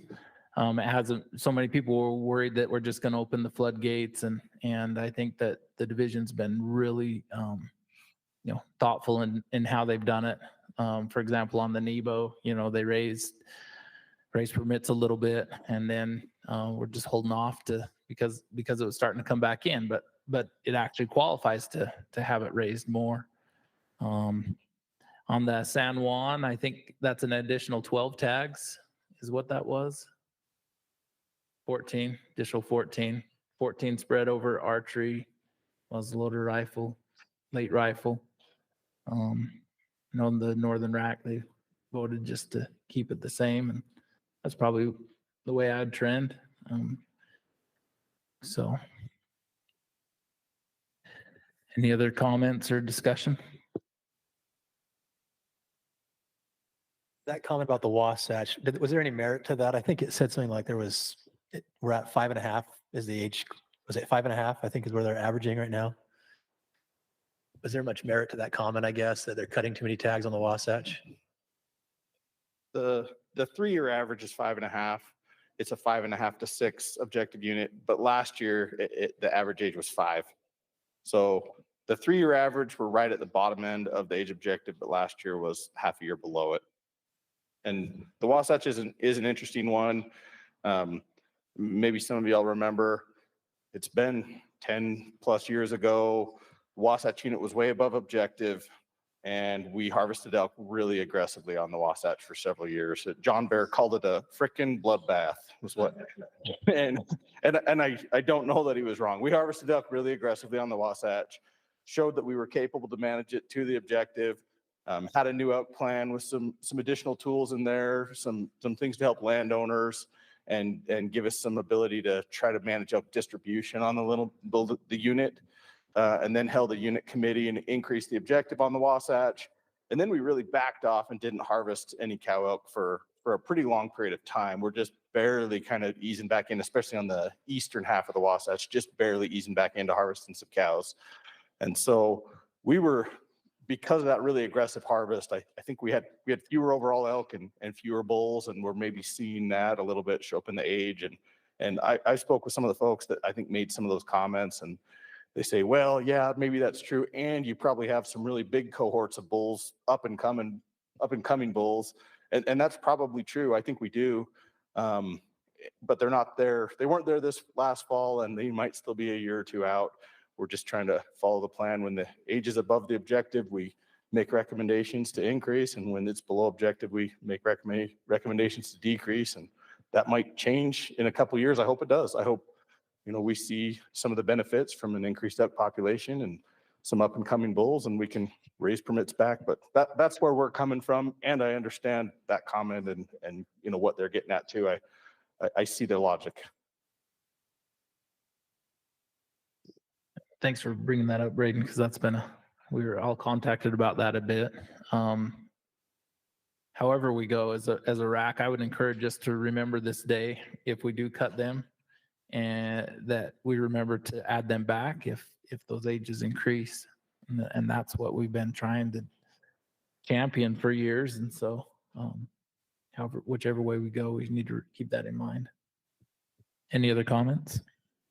I'm pretty comfortable with all the calculations that are done, except that Diamond Mountain. I think we could get a little bit more aggressive with permits there. We're still a full age 1 year above the management plan for that unit. I just think we got to get there a little bit quicker. The rest of them I'm comfortable with.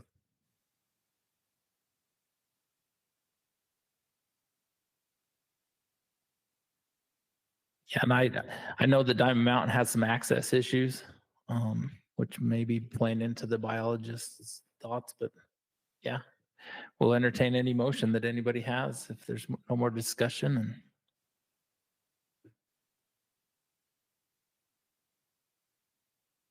I do. So Scott, what are you thinking?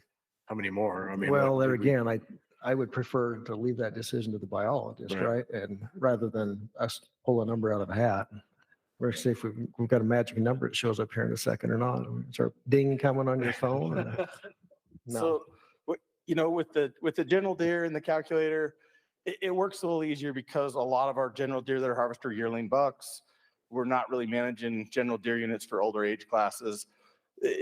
Things tend to react a little slower in the limited entry world, where you're looking at harvesting 7-year-old bulls or 6-year-old bulls versus primarily yearling and 2-year-old, maybe 3-year-old bucks like you do on general units. So we don't really have a calculator tool per se for limited entry. We have some ideas of what we can do with regard to that age objective. On a stable unit where things are constant, we have some pretty good ideas of what we can do to move the age up and down. But when the age is in motion and permit numbers are in motion, our biologists do the best they can, but to try to fit the numbers with what the data is saying. But it's not we don't feel like we have something that lets us nail it quite as well as we maybe do with general deer. Remind us what the change was. How many permits were added last year that dropped at 7/10 of the age? Oh, I'd have to look and see if I've got that somewhere. And my recommendation would be to split that in half and add it to it, so we're at 1.5 times whatever that value was. If it was 15, then we add another 7.5 to it and call it 21, 22. Dax, give us a little feedback. I appreciate Scott really is obviously very into the detail of the numbers, but you guys make these recommendations for a variety of reasons. So just give me a 30,000-foot comment on whether you as a representative of the biologists and the DWR welcomes this type of scrutiny from the RAC. It's okay. I guess to simplify what I was saying earlier, on the deer, the general deer recommendations, we feel like we have good enough data. We can make a proactive recommendation anticipating what will be. With limited entry elk, where we're managing for older age classes, it's more of a reactive system where we get the data in, we look at the ages and we make adjustments. And so, you know, if we want to go a little more, we can go a little more. And if the age comes in, you know, below objective next year, then we would recommend a reduction. So it is more reactive in limited entry elk that we're managing for an age class versus general deer, where we have such great data that we feel like we can get ahead of it and be more proactive. So we are more reactive here, and the sky is probably not falling. If we added a few more permits, maybe the age drops more than we wanted it to, or maybe it comes in right there and we just make corrections and keep adjusting. It's just an adaptive process. And it's harder to nail it in on maybe what the right answer might be. The biologist felt comfortable with keeping the recommendation where it was based on what the age did last year. Figuring, well, if it drops another 0.7 of a year, that puts us pretty close to objective. And if we add a few more permits, maybe it changes a little more and we'll just roll with that and make adjustments.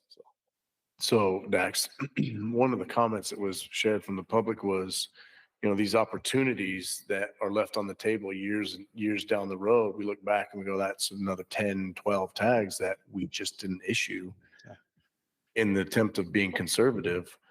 And, you know, let's say we issue these additional 12, 10, whatever it is, tags for this one unit specifically, and the numbers come back and we're still above where we want to be, where we're the objective number.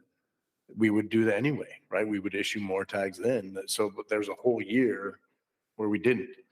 I think if there's room, let's do it. That's what I'm. You bring up a great point, Bryce, and the Wasatch unit is actually probably a really good example of that, where, you know, 15 years ago, I think we issued 215 limited entry bull permits on the Wasatch, and it was a pretty darn good hunt. Everyone was pretty comfortable, and it was above objective, and everyone was kind of just comfortable with leaving it. And we decided we're going to keep recommended increases. And every year we'd come to the RAC and we'd hear that the sky was falling and there's no way it could handle one more year worth of increases. The whole herd was going to collapse.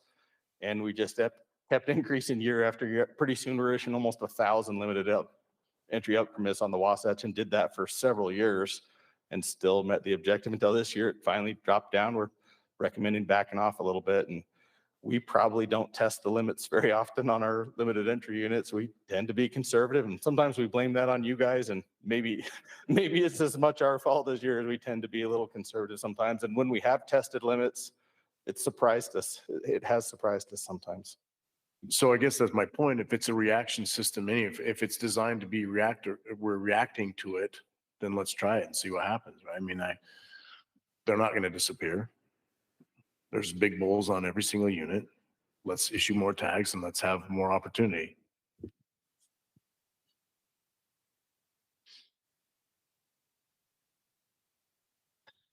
So is that a motion? Wasn't there a motion already? There was still discussion. Oh, We're close. so yeah, I guess I'll throw one out there. I would say I make a motion that we accept the division's proposal with one exception, and that is on the Diamond Mountain unit, that we look at increasing those tags where it makes sense according to the biologists, and to obtain the most opportunity possible, right? I'll second that. Okay. Did we have a clarification really quick? Just permit numbers, just FYI, in 2022, when it was still managed at the higher age objective before the new plan went into place, we issued 66 permits on the Diamond Mountain unit. That went to 92 in 2023. And this year's recommendation is for 97. So it was an increase of 26 permits from 2022 to 2023. And is there a CWMU that's going to be out there now? There is. I'm trying to remember if it's for elk or just deer. Okay, they stayed in LOA. They talked about it. we stayed in LOA, but it's a smaller LOA with less acreage. Am I wrong? Help me out. There's a Diamond Mountain CWMU out there. Thank you. And I think it's elk and deer. That's what I thought. Yep. So, Yep, this year will be there for sure. yeah, that's what I thought. So how would those permit numbers play into this equation? Because that would play into it. Those will be in addition. A CWMU is its own separate limited entry unit. If it's on a limited entry unit, we ask them to manage to the same or a higher age class. So, and I better not answer any more questions about CWMUs or LOAs because it sounds like I do not know the answers. Okay, well, okay, so we have a motion on the table to increase the Diamond Mountain limited entry elk by a number that is palatable for the biologically given by the biologist and pass the rest as presented. And we had a second by Braden. And I'll call for a vote. All in favor, raise your hand. Could we have a quick discussion before we do that? Yes, let's have a quick discussion. That's so vague. We could say that every single time with every single one. We could say, we recommend it except for just ask the biologist, every biologist in every unit to just do as much as you can. I don't know that that's a good precedent to set. I was going to bring that up, maybe we can clarify the motion just a little bit to tighten up those numbers. I think we want to be within the plan, right? We want to make sure that we're meeting the age objective in the plan. And so I don't know how we tighten that up. I'm not good at math. I'm a lawyer. So I didn't want to do the math here, but whoever's good at statistics and stuff, can you clarify? I think that's great, Bryce. I probably would have said the same thing, but now that he's given us numbers, I guess my recommendation is say somewhere between half again or full again. So if they did 26, I'd shoot for 39 or 40 permits or double it. But I don't have a problem with doubling it like we did on the Wasatch. And let's get there in a hurry. And if we go under, great, we'll cut back next year. But let's get there. We're a full year above the objective. Yeah, I would probably get into this discussion, say that I would say feels a lot more aggressive than I would be comfortable with, especially seeing that a biologist that's on the ground looking at it, he knows more than us or more than myself. I think it's within our parameters to recommend some kind of an increase and give them a, like 10% or 20 or whatever. But I think doubling it would be hard. Brock? I was just going to say that we're trying to turn it back to the biologist, but that district biologist already gave his recommendation. And so if we're going to do an increase, I say we set a firm number on the increase. And I don't know what that number is. If we want to be conservative, set it at 100. If you want to go Scots route, we set it something bigger.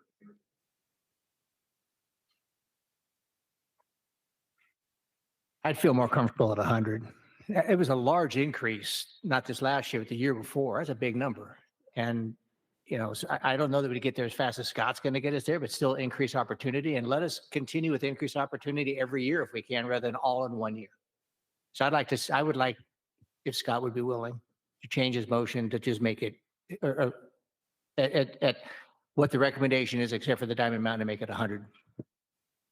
Yeah, let's do that. Let's modify that motion to say we accept the proposal as is, with the exception of Diamond Mountain, and we set that number at 100. And I'd still second that. All right. We've got an amended motion to set the Diamond Mountain limited entry elk at 100 and pass the rest as presented. And seconded by Braden. All in favor?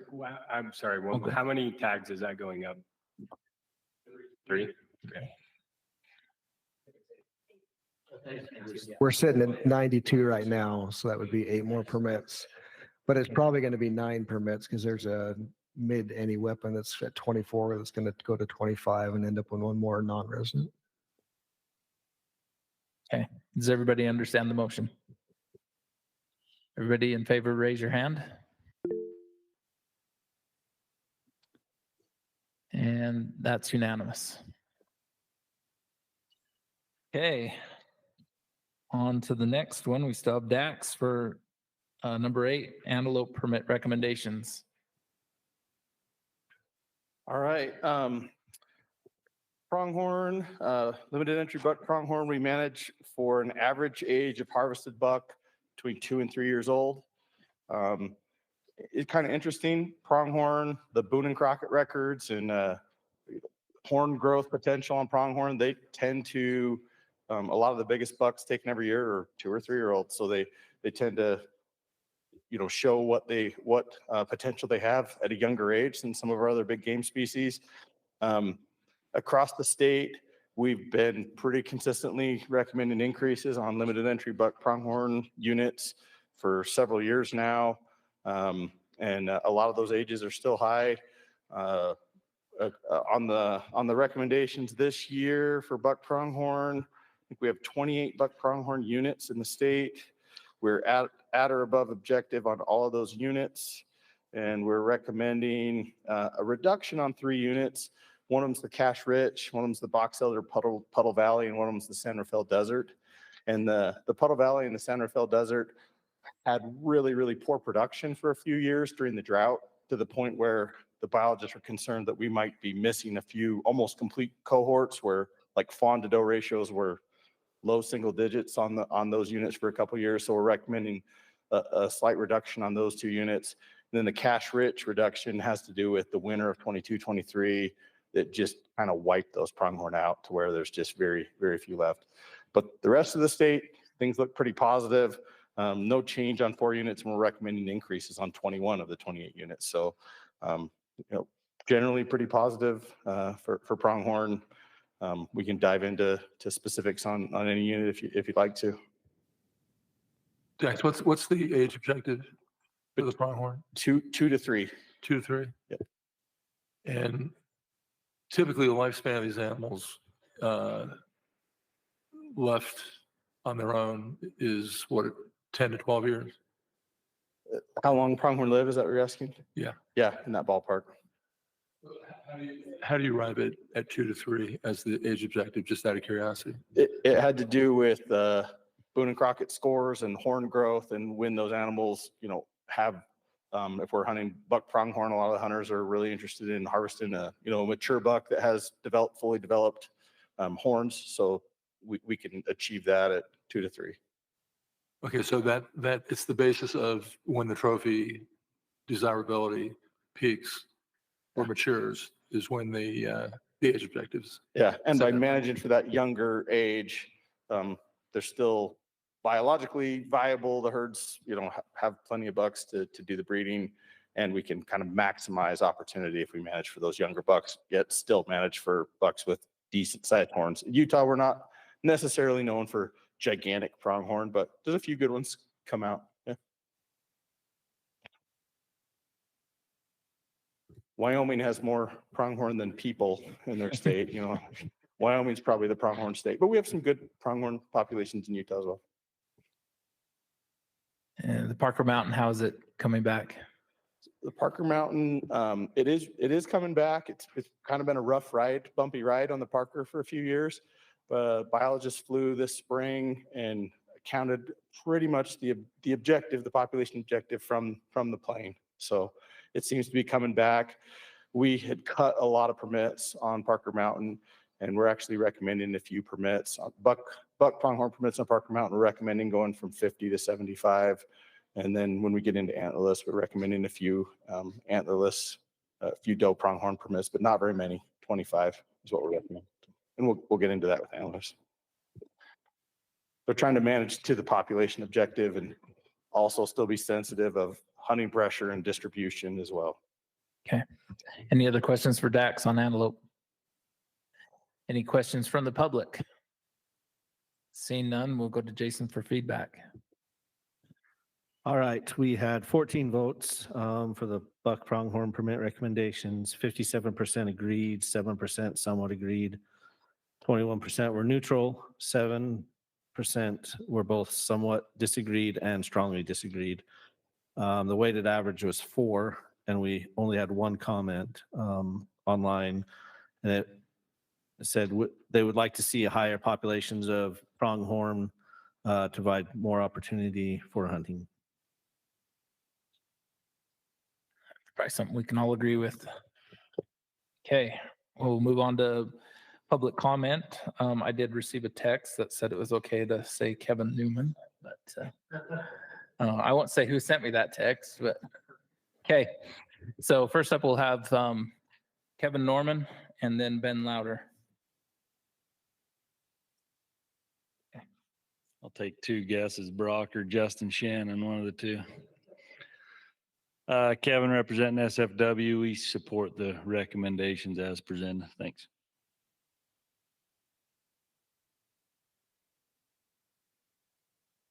So we're back to full names now. Ben Louder, Utah Archery Association. We'd support the recommendations as presented. Thank you. All right, thank you guys. Turn it back to the RAC for discussion and a motion.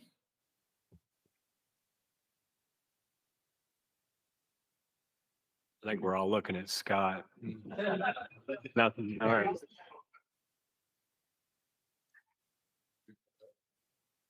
Mike? Yes. I would make a motion that we accept the proposals as the DWR has presented them. A second.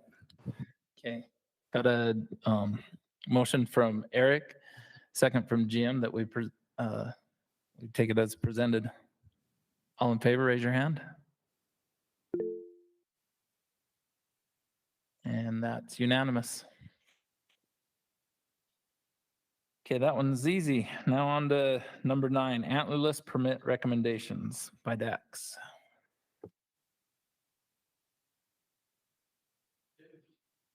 We're getting through it.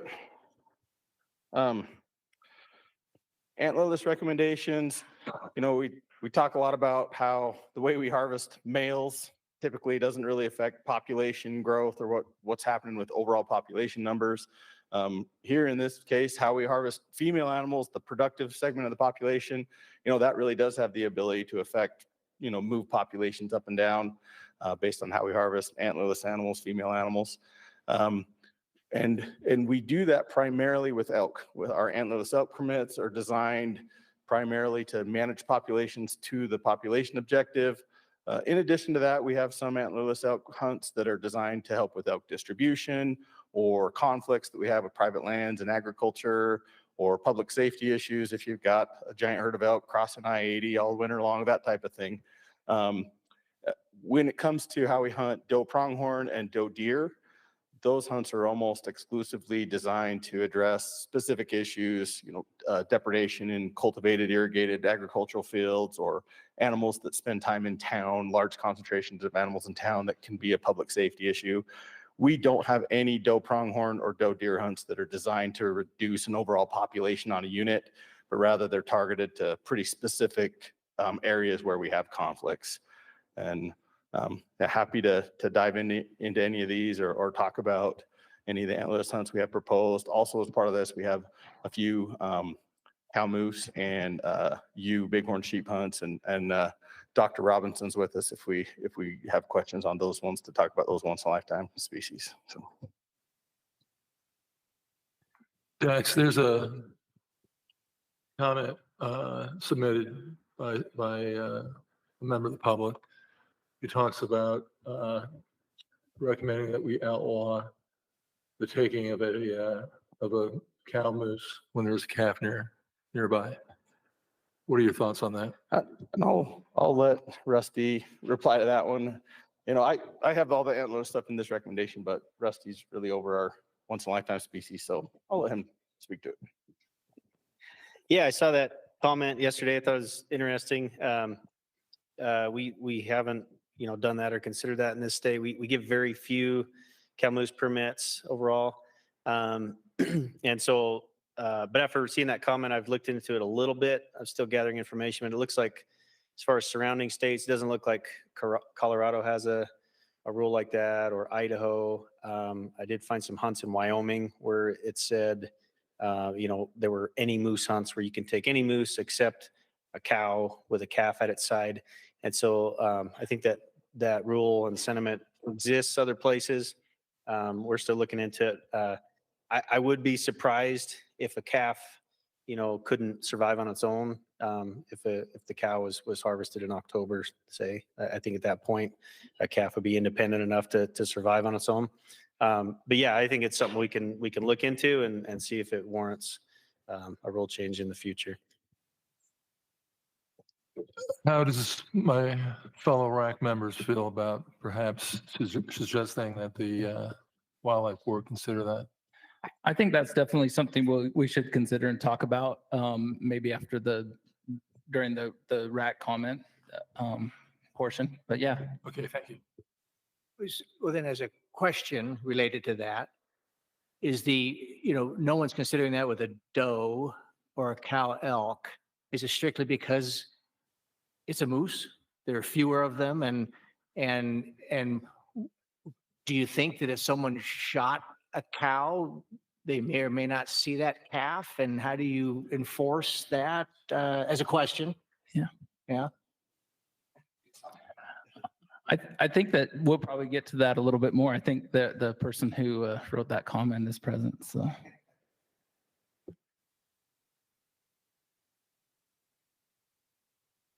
Any other questions about antlerless? Questions from the? I've got one, just a go ahead, Scott. biological question, Dax, so not really to the presentation, but it seems like we were talking about there was a elk unit where their age class of cows was pretty high and we thought the reproductive rate was quite low. Is there much data? Do we know about deer reproduction? If we have a lower age class of does, do we have a higher reproduction rate, or are our does pretty well capable of having singles, doubles, triplets throughout their whole lifespan? And we've got Brock is probably the expert and is on the call. We don't see as much variation in pregnancy rates in deer as we do in elk. And I don't know, Brock, do you want to add anything to that or clarify? I think you've spent the last half of your life studying this type of stuff. So I think you just summarized it. Elk have quite a bit of variation in pregnancy rates.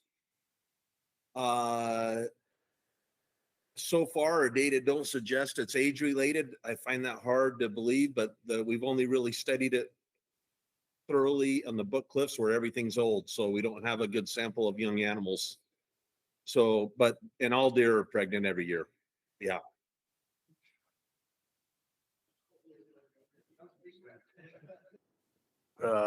Brock, correct me if I'm wrong, but with twins, right? Deer are generally pregnant with twins after the age of 2.5. We do have some preliminary data that suggests that severe drought or poor nutritional condition of the mother can influence litter size. They're still pregnant, but they may be more likely to have a single offspring if they are nutritionally limited.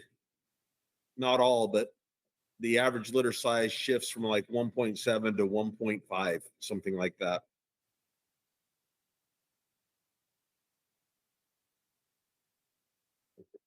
Any other questions? Questions from the audience on antlerless? Seeing none, we'll bring it back to Jason for feedback.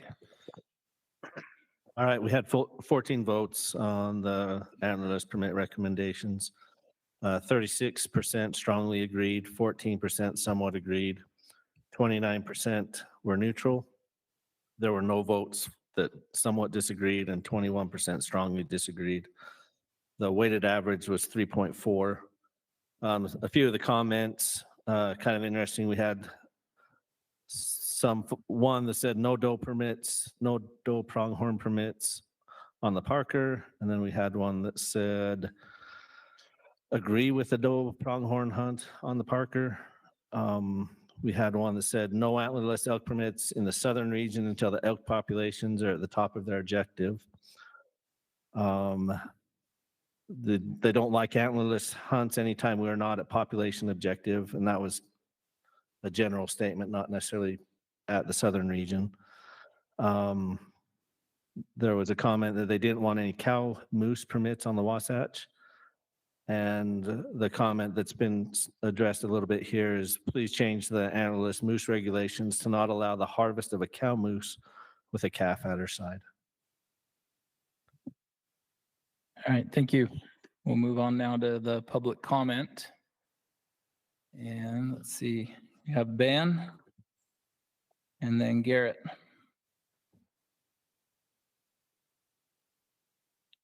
Ben Ladder, Utah Archery Association. We support the recommendations as presented. Thank you. Thank you.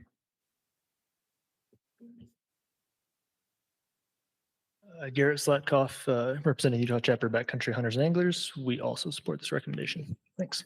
Thanks, Garrett. Next, we have Eliza Christensen.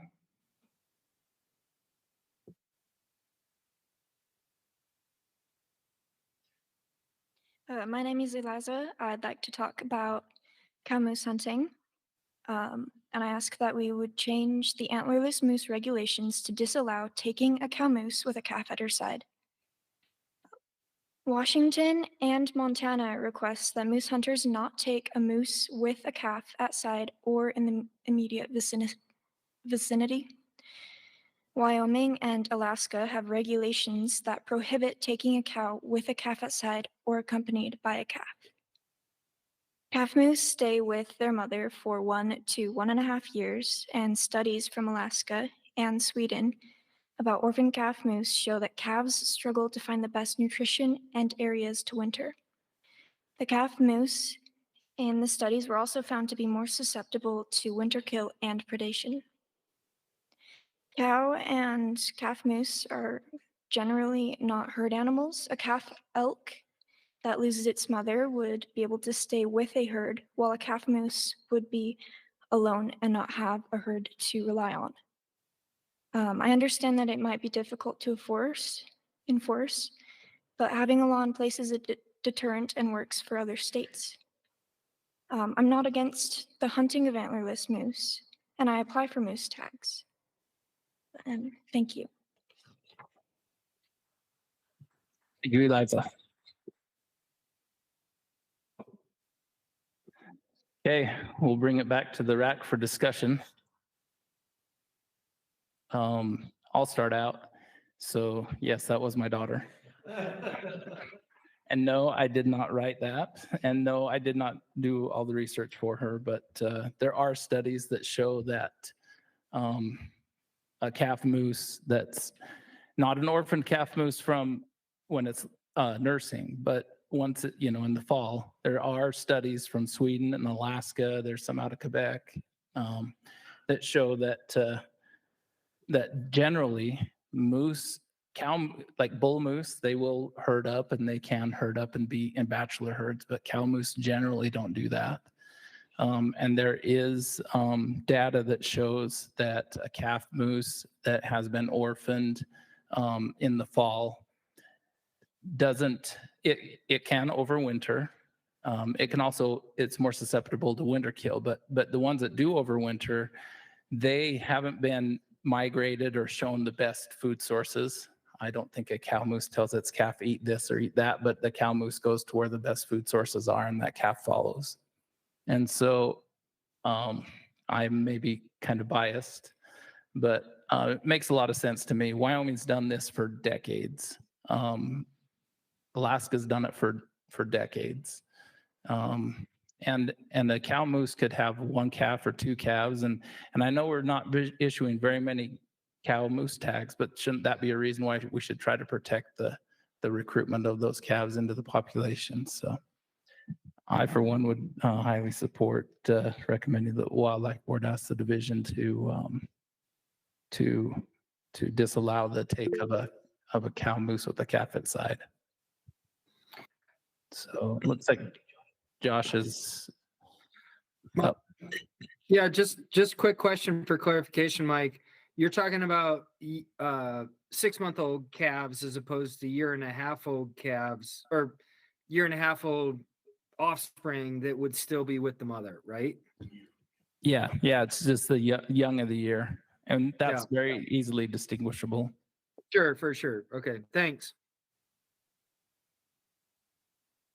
Go ahead, Braden. By the way, I was surprised how he knew who that person was that's going to comment. He's like, I think someone's here to comment on that later. I thought, wow, how does he know that? That's impressive. But that was awesome. I think it's a fair thing. I don't know what the language says in Wyoming or Alaska, but I think it's a good idea. You know, I put myself in the spot of that hunter who like shoots a moose and walks up and there's a bedded calf. I'd be like, oh crud. So there's a little bit of that like uncertainty there, but I don't know how you address that, but I think it's a fair idea overall. Could you start with an educational thing as opposed to a punitive thing? Because I'm the same, you're in a scrub oak, and I don't see how you enforce something like that. I think to be very challenging on the enforcement. And then you're going to get someone coming in and complaining about their $50 fine for shooting a moose that had a calf nearby. But I think the education, the virtue signaling, I think all that is very good. And it makes a lot of sense. But can you start with education? I mean, you can. We already have laws on the books where you can't take some females with young. And Wyoming, if you look at their statistics, and you know, the one thing about moose is usually when you're shooting a moose, you're just shooting a moose. You're not out, you know, working through the aspens and there goes a herd of cow elk and you're shooting. Usually the hunter has, you know, time to assess that. And maybe that's kind of our responsibility as hunters. And having it be punitive may or may not be, you know, that's what's being asked. You know, that's obviously the discretion of everybody. Rusty? Not to interrupt, but I actually think it's a very fair recommendation. Biologically, you know, they're not a herd animal like elk. You know, a cow does carry the calf through the winter and that sort of thing biologically. So I don't mind the idea. I think it's a fair recommendation. I wonder if it's something that we could recommend during the rule change portion, and then recommend that as a potential rule change in that big game rule. And then we can, you know, in between now and the board meeting, we can, you know, collect all the information we need and talk to it then. Does that make sense? And then one last question. Can you go back and look at the last number of years that there have been cow moose hunters and go and ask them, was there a moose nearby? Is this a solution to a problem that doesn't exist? Or is it a problem? I don't know how feasible it is to go back and get accurate information retroactively, but it could be you know, it could be potentially a problem if X percent of cow moose or have a calf with them, then yeah, you could theoretically harvest a cow with a calf. So yeah, you could, you know, recommend it as just an informational thing in the guidebook. Please, you know, don't do this, because I don't think a lot of hunters are super selective on which cow they shoot. But maybe a rule change recommendation would be appropriate here. And I would just have complete anecdotal evidence, but I know of 2 people that have shot cow moose in the past couple of years. One of the cow moose ended up having one calf, and the other one had twins. And so that's kind of where this recommendation comes from a little bit. I think it's not occurring widespread probably, because we only give, you know, 10 or 15 cow moose tags statewide, but don't think there's a issue there. So who has their hand? Brock, you have your hand up. I do. So the argument was excellent. After I read the comment on the comments, I went and did the research and read several of those same papers. I'm going to play devil's advocate just a little bit here, and I'm not necessarily arguing against it. I think I'm in favor of it, probably. There's 2 things I would like to bring up. First, all the studies that show lower survival are in areas that have wolves and grizzly bears. We have neither of those. And second, in highly productive years, so when nutrition is abundant on the landscape and we are going to have high reproduction, most of the cows will have a calf at heel. And for the cow hunters to try to find one that does not have a calf at heel may be very difficult. Those are the only 2 points I'd make. But and everyone, it's legal to shoot a calf, correct? Just saying. Yeah, I think right now it is for sure.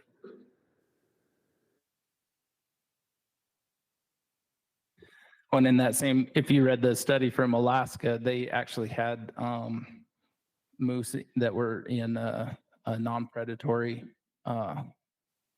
environment that they had in enclosures that that's where a lot of their data came from. So I know that they suffered predation, but maybe this isn't the time to address this. I mean, I would probably rather address it now rather than rehash it since we've already kind of got it out on the table.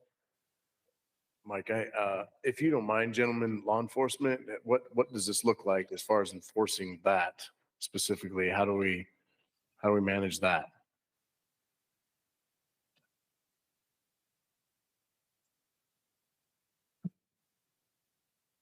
We'll manage it the way we do other situations where we run into this. If we hear about it, we'll investigate it and see what we can find. But, many times if those animals move off, it makes it difficult to find out if there was a calf on the side or if it was in that area. Does that answer your question? So I guess another question would be, it's illegal to shoot a bear with cubs or a lion with kittens. And so that happens. I'm assuming it must. It does happen, and we deal with those situations Just on like a you're case by case basis, trying to determine, were they visible when the animal was harvested? Was the cub or the kittens with the female? With the spot and stock hunting that we have now with mountain lions, they're shooting females at hundreds of yards. And so that also affects it. Mm-hmm. So, we'll handle it on a case by case basis. But it sounds like it's going to be very difficult to determine if there was fault or intent or.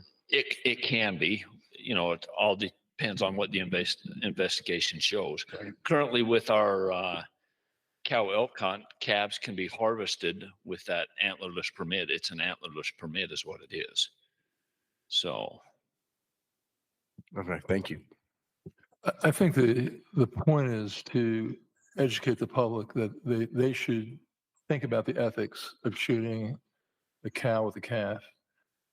And we've all been out in the woods. We've seen collectively probably many hundreds of moose. Usually that year's calf is hanging pretty tight with mom. All it takes is a little bit of effort to observe it for a period of time. And you usually see the calf. I think we're all in agreement with that, I hope. John, absolutely. I agree. I think this is a great idea. I think it is. I just wonder about kind of what Brock's points were. Most of these cows in a good year are going to have a calf, maybe two. And so how long does this person who's now submitted for a once in a lifetime opportunity to hunt a moose really have to look at moose to find one that's legal to shoot, legal to harvest? Well, again, it's a suggestion to at least give it a shot at observing the animal, see if there's a calf present. But I hear what you're saying, but I see a whole heck of an antlerless moose out that would be fair game without a calf. But what if we educate, promote the education, and then begin a proactive informational gathering of anybody that shoots a cow moose, was there a calf nearby? And over a time period, we'll know if this two people was really odd or if this happens a lot and puts our animal population at risk. I think if it puts our animal population at risk, then I think it should be punitive. I just think very difficult to enforce a rule that's punitive on a calf. But if we educate them and shame them if they did something like that, right? That's how we handle things right now. Maybe it may make a difference without the punitive stuff. Yeah, I 100% agree there's merit to this. And I think it's definitely worth looking into. I'm super impressed by the young lady who got up and shared what she's clearly so passionate about. So thank you. And she did put in for an antlerless moose tag, just so you guys know.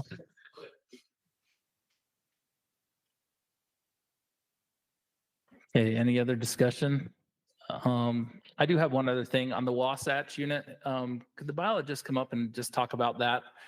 There's been a lot of antlerless moose harvest in certain areas like Cascade Springs and areas of Timpanogos. It feels like many times our antlerless tags are specific to certain areas to deal with overpopulation or problem animals. And with the moose hunt on the Wasatch, it feels like a lot of those animals are taken at the closest, easiest way for them to get them out, which is usually in American Fork Canyon and backside of Heber right there. Aaron Sisson, I'm the biologist for the Wasatch.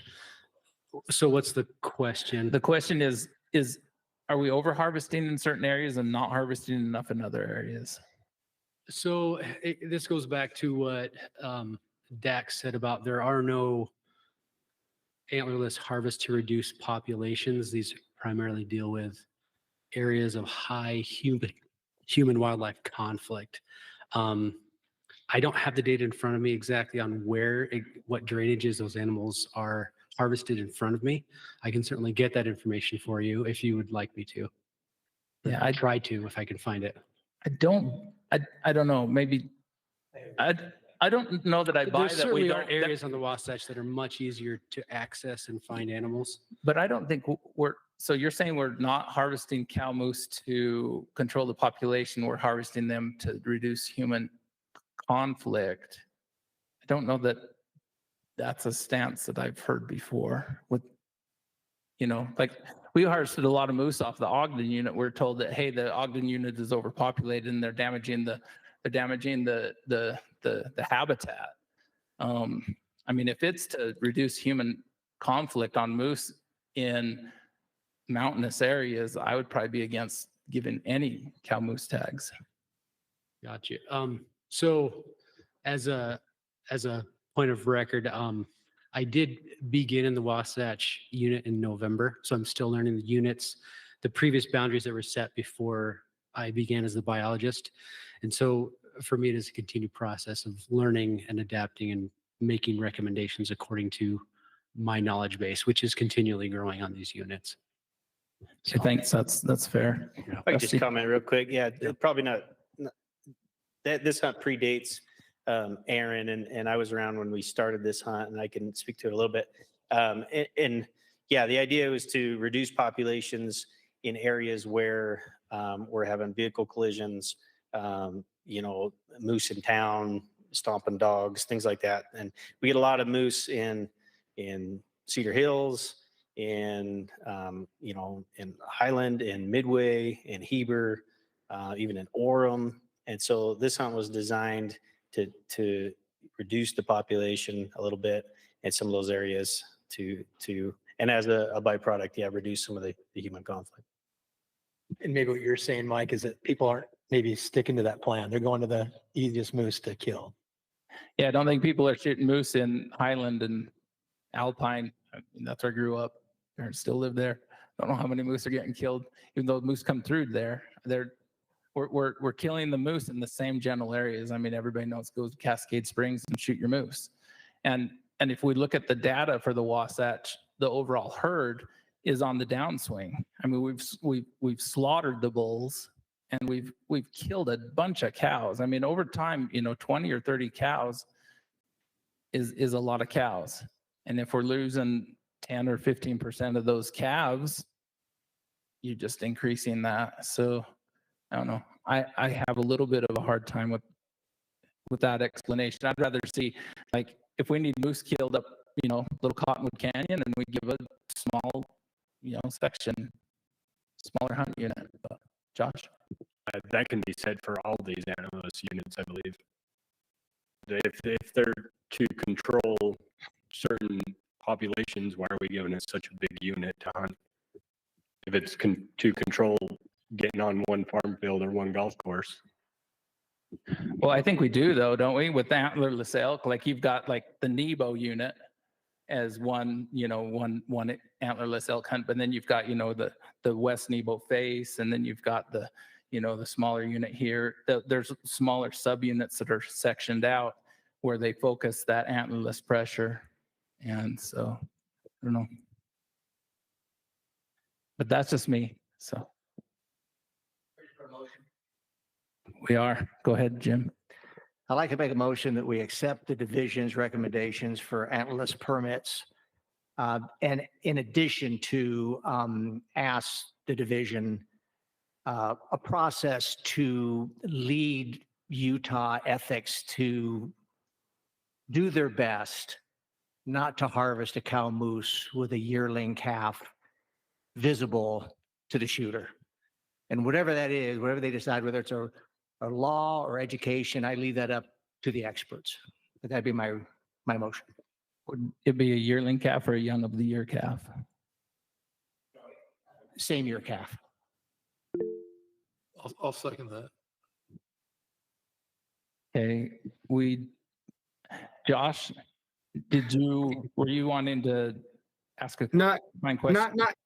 Just a question before the second. So, are you talking about, can you say your motion again? Because you kind of cut out there for a second online.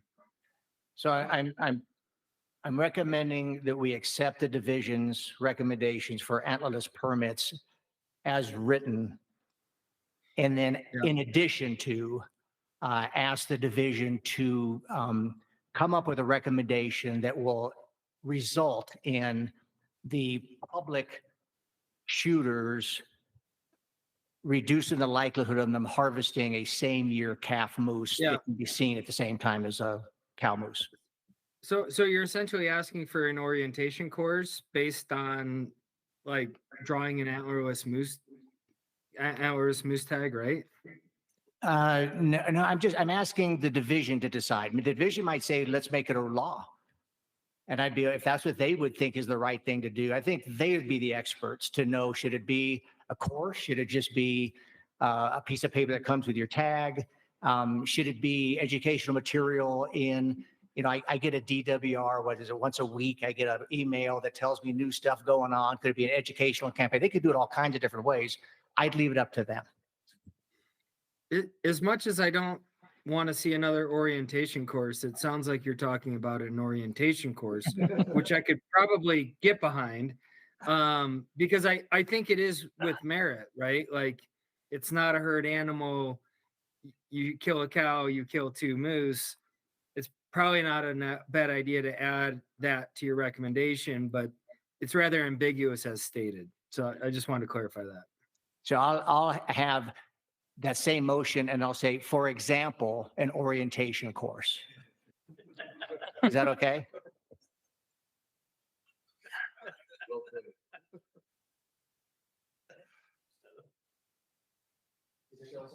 Okay, we have a second. You have a second. Second by John. Okay, does everybody understand this motion? Can we clarify the course a little bit? No, I'm just kidding. Okay, all in favor, raise your hand. And that's unanimous. And we lost Brock, he had to go, so. Okay, thank you.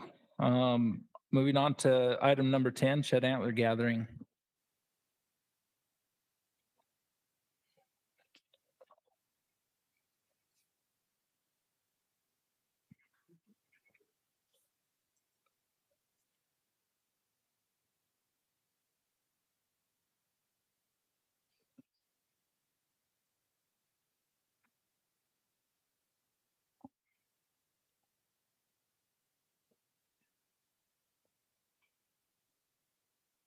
All right. So yeah, this is a little bit of a hodgepodge of things here. This is, we had a committee last year to discuss shed antler issues and concerns and potential changes to shed antler gathering practices. And so this is a recommendation on those changes. It's also a recommended, if those changes are accepted, it would be the resulting the big game rule changes that would need to be changed as well. And then there's also some kind of miscellaneous changes to the big game rule as well. So, and I apologize if it was hard to follow the presentation. It was a lot of stuff to try to cram in there. It was the results of the committee, what the committee recommended to the division, and then it was, based on those committee recommendations, what needed to be taken through legislation, and then what actually went through legislation, what didn't end up in legislation, and then actual DWR recommendations to the Wildlife Board, and then the rule changes and the other rule changes. So sorry if it was a lot. And a lot of the questions I've gotten since recording that are seem to have to do with the season. Why aren't we having a resident shed antler gathering season of May 1st or April 1st or whatever it is? And so I just wanted to address that right out the gate. There's a few reasons why that's not a recommendation from the division. One, we actually had Brock come to the shed committee, and we asked him to look at all our collar data from all the deer in the whole state. And so it was about 1,000 collared deer, and we had him look at distance moved per day before, we had the emergency shed antler closure. So we had him look at movement during the closure, and then movement after the closure was lifted. And then so basically in the absence of shed antler gathering and then in the presence of shed hunting. And there was not a detectable difference at that scale. So statewide, looking at 1,000 deer, there was no difference in distance moved. So obviously we know that shed hunting can displace deer, in the right situation. We also looked at another study in Antelope Island, which is the extreme end of shed hunting, where it does have the potential to displace deer out of their home range. And so, but at the statewide scale, under normal shed hunting practices, we didn't detect that. And so that's one reason we didn't recommend a resident season. The other one is, at that time of year, there can be any number of different recreationalists on the landscape, hikers, bikers, dog walkers, e-bikes, skiers, everything, turkey hunters, coyote hunters, cougar hunters. And so there's just that was the sentiment of the committee, is let's not punish shed hunters when there's a lot of other people out there on the landscape that could be potentially displacing deer. So those are a couple of the reasons why we didn't recommend a season for residents. One other thing I wanted to clarify, I did see some comments online that thought the restitution value of $30 is what we're going to charge people for picking up sheds. We're going to charge them by the pound, and that's not the case. The restitution value of $30 is a law enforcement thing. So if you're caught violating shed rules, then that gives law enforcement clear guidance on how to pursue that prosecution and that sort of thing. So with that, I'll be happy to take any other questions.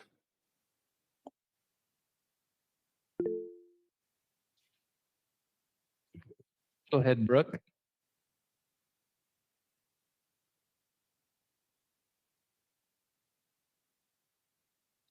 Brooke, your microphone is off, I believe.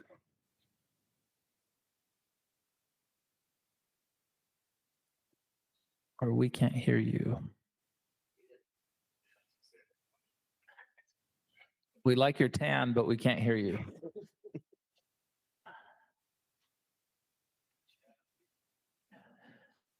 Maybe. Do you want to put your comment in the chat or message it to us? Yeah, it showed that your microphone was off.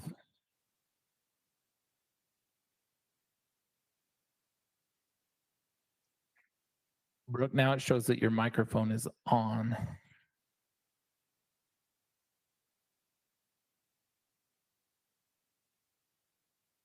Nope. Sorry.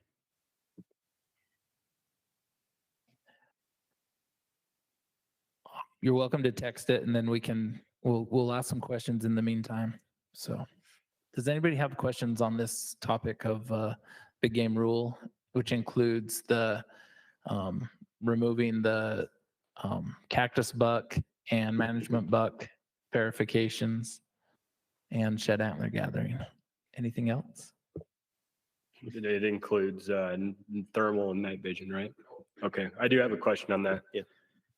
So it says night vision devices, and it gave a date, and I was curious why there was a date and why it's just not legal to possess to find big game with. And then does that also include thermal imaging, or is it just like your? Yeah, so your Night second vision. question, thermal imaging is considered a night vision device. And then, you know, a lot of these I'll probably lean on law enforcement pretty hard to help. You know, some of these were law enforcement recommendations, so they can correct me if I say anything wrong.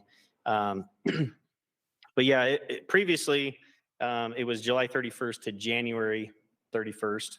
You couldn't use night vision devices, and then so we reduced that a little bit so that, you know, if you are using them to take a coyote or something like that, it does loosen that up a little bit. You know, in areas where coyotes need to be removed, that would potentially help, where that would still be legal for coyote removal, and would make a criminal out of somebody if they were, you know, doing that. So any clarification to that, law enforcement? It's specific to big game. Correct. And the rule is specific to big game. And it's unlawful to possess while taking or locating big game from those dates. And there's not a lot of big game hunts after that, aside from cow elk. And but we wanted people to have the freedom to hunt coyotes at the same time. Did that get your question, Josh? Yes, I guess. Yes, and no. Well, it says big game, and so you should be able to use night vision to hunt coyotes through the rest of the year, right? Or Correct. even during that closure? Correct. Yes. And where it gets, you know, where it gets fishy is when you have a tag for the unit and you're out there at night and you're in possession of a night vision device.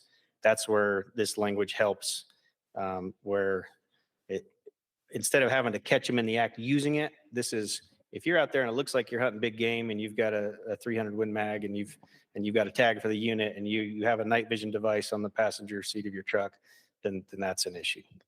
Rusty, on that comment, I'm just thinking about some of my constituents when they're out there that have cornfields, right? They're trying to just assess the damage of elk in their cornfields. They'll sometimes go out at night in August to just see what's out there, right? Because I know that one of the farms I manage, we get some years we get 10 elk, some years we get 60, but we use night vision before we're hunting them just to know what's in our corn and get a better idea of what the depredation looks like. So how would that impact like an ag operator in that scenario? Matt, can you speak to that a little bit? Yeah.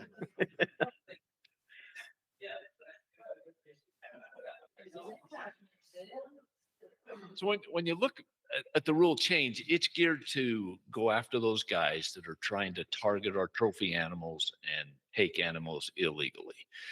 You know, currently we have rules on the book that allow agricultural producers to do certain activities that a normal hunter would not be able to do on the mountain, with the idea to help alleviate crop damage, control crop damage, things like that. Whether it's the spotlighting rule that allows a landowner to try to protect his crops, things like that. You know, we would look at those situations the same way with that night vision equipment, with the understanding they're trying to protect their crops. So it's not to target agricultural producers in the normal activity of their practice. It's to target those that may be hunting our animals illegally. Can you stay there? Because you Yes. probably answer it. So how does it work if a hunting companion has a thermal device? If it's in the vehicle, you're in possession. And so if they're in a separate vehicle, So it comes down to, we've heard ethics mentioned multiple times. Yes. Okay. What is the intent of the individual with the night vision stuff? When you look at the date, it corresponds with our camera. Yeah. With our camera rule. Okay. That's why those dates are there. But, we look at the intent of what the individuals are doing, the idea behind their activity, and do the investigation from there. I appreciate that answer, and it kind of goes along with what we were talking about before, where you guys don't get to, everything's not cut and dried. You have a lot of rules that you can't enforce to the line, but you have them as a deterrent. To try to, we're trying to stop those individuals that are stealing those opportunities or using these methods to gain an advantage over other people. And that's what we're trying to do. And do guides and outfitters fall under this category? Yes. Okay. So for some of these regulations, yes, there are private land exemptions. Now, what I'd like to ask is, which friend do you have that is using the night vision, and how far behind you is he going to be traveling? Plead the fifth, Mike, plead the fifth. So I will go on record stating that I don't have enough money to buy one. And I was just trying to prove that if we can have those kind of laws, we can have a law where you don't shoot a cow with a calf at its side. Okay, noted. I have a third question too, I guess. How often does a DNR conduct the emergency feeding? Since I've worked for the division, which isn't long, 8 years, we've done it. Did we do it in 2017? We did it in 2017 and then 2023. And so we've done it twice where the conditions were bad enough to meet those thresholds. All right. Brooke had a question, and he wrote it in the text chat, and it says, "Did you also look at elk movement during antler collection?" That's a great question. We did also look at some data from the 2017 closure, which was primarily elk. And it was also at a kind of a bigger scale. I don't think it was statewide, but it was, we had most of the elk color on the Wasatch at the time. There's 200 or 300 of them. And we did look at that. And granted, back then the collars they weren't taking 2-hour fixes. They were like 13-hour fixes. So it wasn't a real fine scale analysis. But there was also we couldn't detect a difference between movement during the closure and after the closure. Okay. However, I mean, we did look at, at a micro scale, we looked at a WMA in the northern region this year, and it was clear that collared elk were evacuated the premises when the shed season opened this year. And so, yeah, we know that shed hunting has the potential to displace animals for sure. And I think especially elk, they'd be more susceptible to moving far. Yeah. And probably not as prone to starvation because of it. Okay. How do you propose enforcing the management buck hunts, the harvested animals, and the cactus buck animals? That was a really big sticking point when those were passed. And now to do away with that verification seems, I'd like to know more reasons why. And again, Matt can help me out if I say something wrong, but with the switch to mandatory reporting, we could potentially have a report specifically for those types of hunts where they have to show photo evidence and that sort of thing. So. Okay, so I do like that. So it could be through photo evidence, because that's could be a proposal that comes through the CWMU, or they have to take photo evidence. So you are going to require that, or possible requirement? We're probably a couple years out before we know exactly what that's going to look like. But yes, if we're moving away from those check-ins, we would have to have a way to collect that information and make sure that people are following the law. Okay, I'll save my rest for the comment period.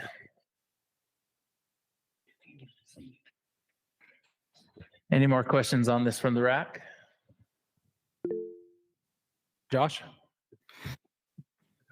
Can you speak to the differentiation in the shed committee between the dates for the resident shed hunting and the non-resident shed hunting? Like, kind of, how did that conversation come about, and what were the, pros and cons and, back and forth of that conversation? Yeah. Again, with the residents, the things I've mentioned already, and with the non-residents, I believe the sentiment, and Bryce was on that committee.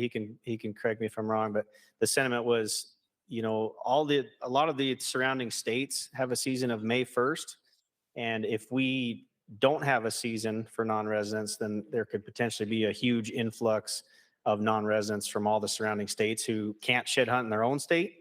And if they really want to get out, they would be forced to come to Utah. And so, and there was also some concern from our federal land management partners that had very specific areas where they're seeing a lot of problems, around the borders of our state, and their perception was a lot of that was being caused by non-residents. What kind of a problem? Like, speak to that. Just habitat damage and ATVs off trail and things like that.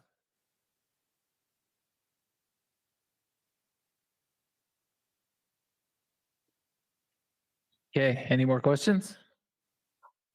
Any questions from the public on this item? Seeing none, go to feedback with Jason. All right, thanks, Mike. Sorry, Jason. Rusty, you mentioned that with kind of the monetary value that was assigned with the $30 per pound, you said that was going to work with the current or with the shed hunting rules when there were violations. So as of right now, there aren't any. Is that correct? As of right now? You mean a rule that somebody could potentially violate? Right, correct. With respect to shed hunting. Yes, there are. I mean, if we had an emergency closure, right, and you were shed hunting during a but closure. Right now, 2024, currently, there's no shed closure in place.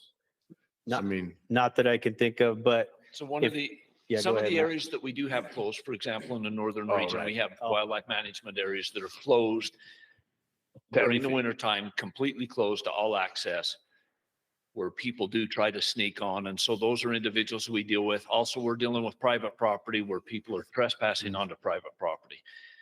Those are also issues we deal with. When you look at the rule, agricultural producers picking up shed antlers, if there's some type of closure, there's an exemption there to move them out of the way, take care of them that way.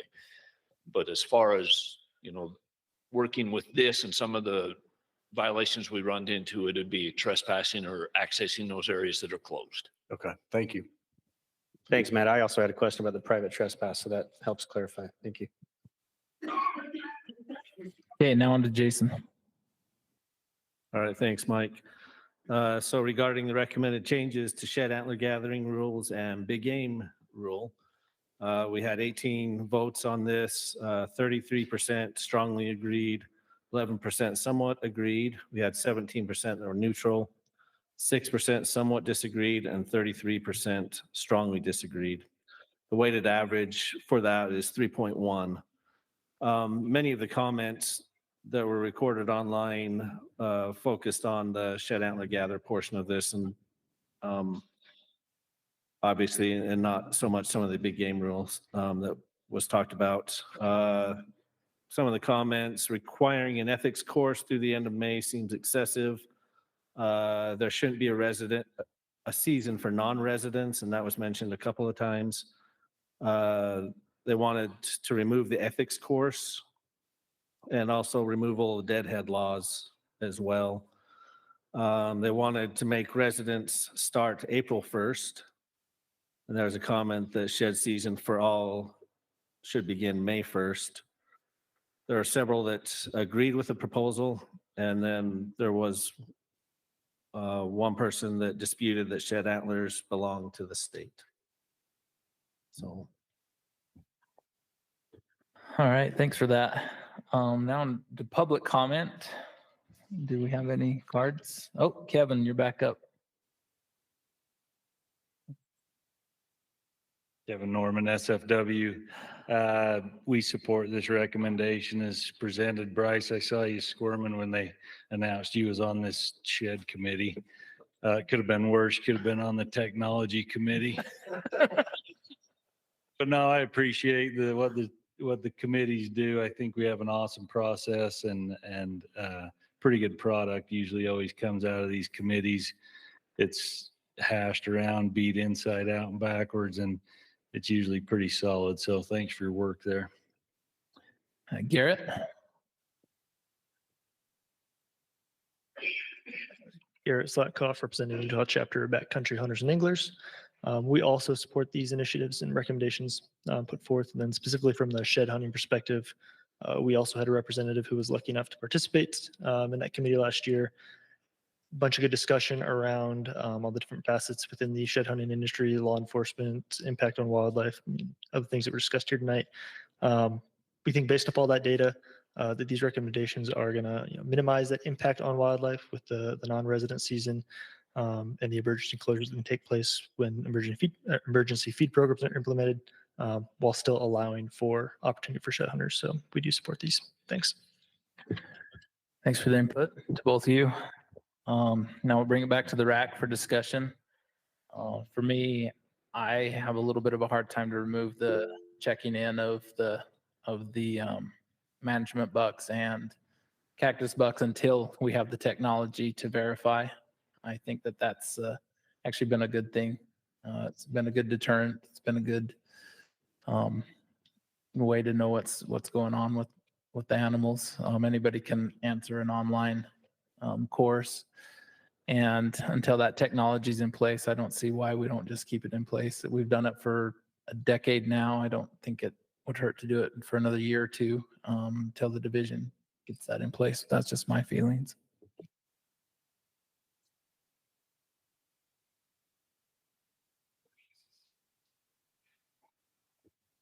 Brooke, can we hear you now? I'm going to try it. Can you hear me? Yes. All right. Good deal. From the Forest Service standpoint, I've got concern with not having a season, just because I've seen where shed hunters like to try and get out there as far as they can, as quick as they can, riding ATVs across muddy conditions. So from a watershed health standpoint, I think it kind of invites some use that's not good for the landscape. And I think if you still have the season, you're not taking away an opportunity from somebody. You're just trying to put it at a time where the landscape's less vulnerable to some of those impacts.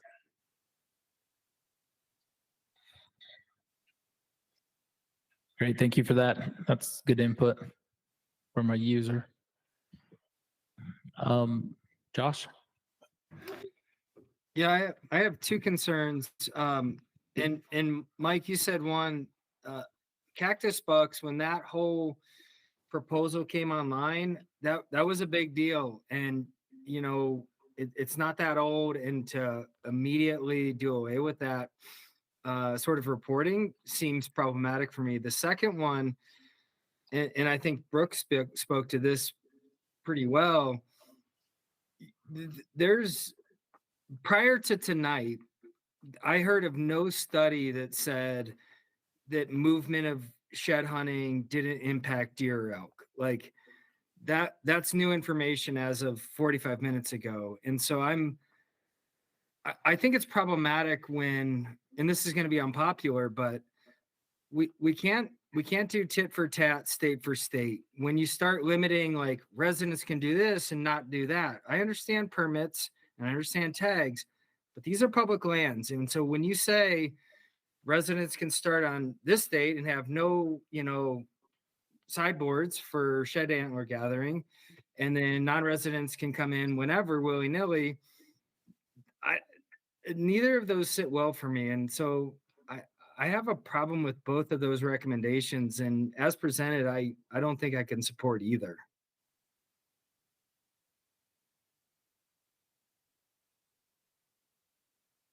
Braden, did you have something? Yeah, I need to state I have a conflict of interest here. I shed hunt. No. So I shed hunted before it was cool. Sort of trying to be clear here. It was never cool. No, I like that the committee took a lot of time to look into this. I think there's some good ideas that came out of it. And once again, we try to stick to what the committee came up with. I agree with Josh. It does get a little funny when you treat non-residents differently, but we do that all the time, right? With our hunting license seasons, we say, hey, 90-10 split. We live in Utah. It's still public land, but we're saying those who live here get 90% of the tags. I think I'm okay with that idea of saying, hey, it's going to start this date for non-residents. Wyoming does it already. I think it's May 1st for residents and May 15th for non-residents in part of the state. I don't remember what the intent of that is. But generally, I agree with Mike on the stag buck, cactus buck. I don't see the reason to change that right now. But on the shed stuff, I was kind of leaning to go with the division's recommendations as presented. As a shed hunter, I thought I could live with it. My concern is that, we don't have a lot of people here today. I know there's a lot of shed hunters that have talked to me like, oh, I can live with the recommendations. And I'm worried that because not a lot of people showed up here, we're going to have like trail camera 2.0 or something, right? Where people are going to go, whoa, if the season comes out later on for both resident and non-resident, I think that's when we're going to have a big uproar. But yeah, those are fair points. And for me, I would ask that we split this one into two different motions when it comes to be that time. One that deals with the shed antlers and maybe one that deals with the rest of the topic. So I was just going to say, kind of to Josh's point and to Brooke's point, there was a lot of discussion about everything. We had a representative from the Forest Service, from BLM, and who was the other? Rusty, who else was there? BLM, Forest Service, was there something? BLM, Forest Service, elected official, RAC representatives, academia. Anyway, well, one of their concerns, both the Forest Service and BLM, was what you had mentioned, Brooke, about land being mistreated, early access, muddy roads, tearing things up. And it's a valid concern. But one thing that you mentioned was, by having a season that it doesn't impact anybody. But what we all discovered and what we had kind of discussed was that it does, because there's people that play by the rules, and unfortunately there's a lot that don't. And so those that play by the rules and don't go shed hunt, don't go pick up antlers during a closure are left out. And unfortunately there's very few antlers left to pick up. Like this is what we found last year was the case. There were boot tracks everywhere and there were no antlers to be found. So there are winners and losers with that. And ultimately what we decided, kind of to your point, Josh, was the sentiment about state to state came about because we've seen so many other closures across the West. And we felt strongly that if we left it open to non-residents and residents alike, that we would be inundated. And for better, for worse, you could say, well, that drives the economy. There's a lot of dollars coming in. But it also is we're flooded by people that are hitting the hills all at one time. So I think there was a really good discussion back and forth, and where we landed, to be honest, where we landed is not even close to where we are right now with everything, right? I can't even see you, Rusty. It's very different now. It looks very different because of what was able to be passed through legislation and what wasn't, and how we tried to shape it with law enforcement so they could have some, what we call teeth to bite into these cowards. Whoa. Everyone's sleeping out there. Anyway, we got pretty heated. I mean, we wanted to protect what is ours, right? And so we settled in on some things that maybe not everybody might agree with here, but we felt as a committee felt pretty good about. So it was fun. And I'm sorry, I forgot your name, but Caitlin, who you mentioned, she was awesome. She was super solid, brought a lot of perspective and ideas that I didn't have. So it was great. I was going to pull up a picture. I took a picture on May 1st last year. I went up, let's just say somewhere near here. I don't want to give away my spots, Well, I thought it was my spot. I get there on opening morning. I had a hearing in the morning, so I couldn't get there till about 11 o'clock. And as a shed hunter, I was like, I'm taking the afternoon. I'm going to go pick up an elk antler. Like it's this weird thing. I don't know. So I played by the rules the whole time, stayed away from the winter range. I go up on May 1st to see 3 cars. And I'm like, oh, 3 cars, I can deal with that. That's not too bad. One of them was a truck from Wyoming. And I was up on the ridge as I'm looking down, and I took a picture of it. He's loading 7 elk antlers at 11 o'clock in the morning in his truck. And I thought, there's no way. I've hiked this canyon my whole life. I must just be a terrible shed hunter. I just admitted it. There's no way he found 7 antlers in a couple hours, like that quick. Well, when I get down in that bottom of that canyon, there's boot prints everywhere. And I was like, wow, so much for following the rules. And so it jaded me a little bit, because before that I was like, hey, I'm okay with the closure. Everyone will play by the rules, right? You kind of give people the benefit of the doubt. But now I'm a kind of a skeptic, I guess.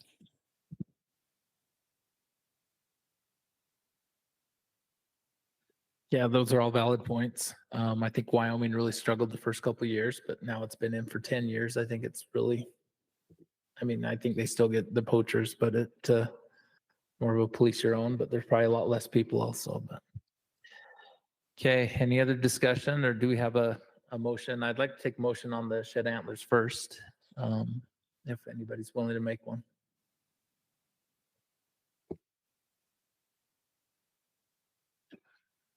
I'll make a motion that we support the division's proposal. A second. We have a motion by Bryce and a second by Eric to support the division's proposal on shed antler gathering. All in favor, raise your hands. Any opposed? So we have 2 opposed and 1, 2, 3, 4, 5, 6, 7, 8 in favor. So that passes 8-2. Mike, can I ask, I saw Josh, and who else was opposed? I'm just curious. Josh and Brooke. And Brooke, were the reasons that you're opposed what you had already mentioned, the non-reciprocating? Let's let him answer Sorry. that. Sorry. Yeah. I think it is problematic when, tag quotas are set, and that's been well understood. But increasingly, 2 or 3 years ago, Wyoming did away with once in a lifetime species for non-residents. Alaska 5 years ago doubled fees for non-residents in certain caribou units. As a hunter who hunts and recreates and fishes in multiple states, I see the erosion of hunting public rights state by state as an erosion of hunting and fishing rights for everybody. And it's a domino effect. And I hate to play that sort of worn out metaphor, cliche, whatever you want to call it. And so for that reason, it's problematic. The second reason, the studies that said shed antler closure did not affect movement of deer and elk, that was unknown to any of us prior to tonight. And so I want to know more about that study. I want to know more about that data. I can't support this for that reason. And Brooke, just from what you stated before, or would you like to say?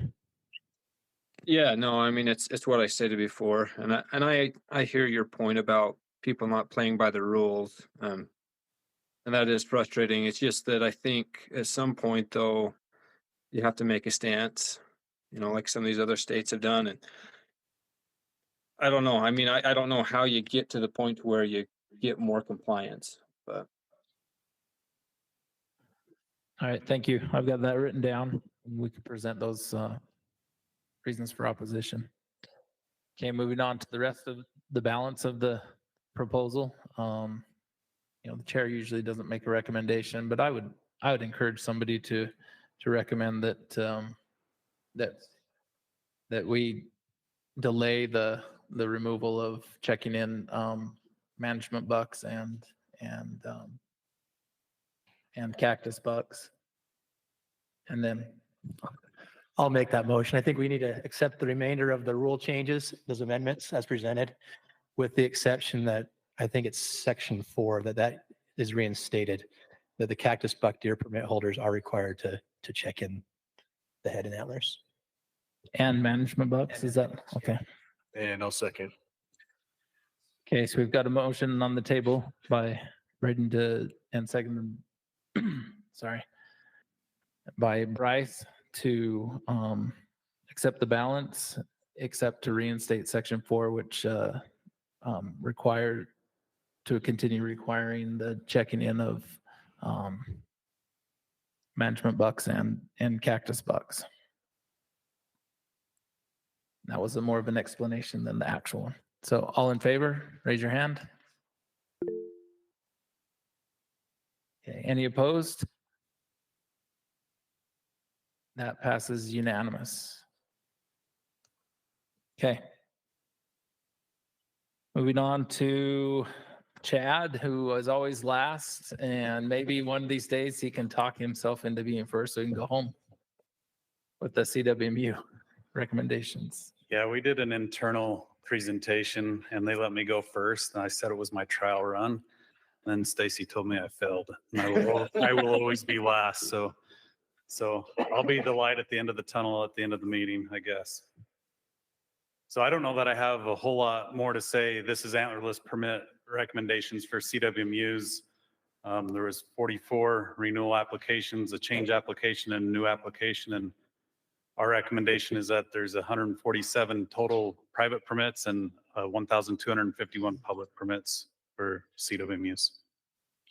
So yeah, I don't know if there's any questions. Well, there's always questions. Yeah. In your presentation, you kind of stated that this would be a 3-year core. These antlerless permits, can't they fluctuate year to year?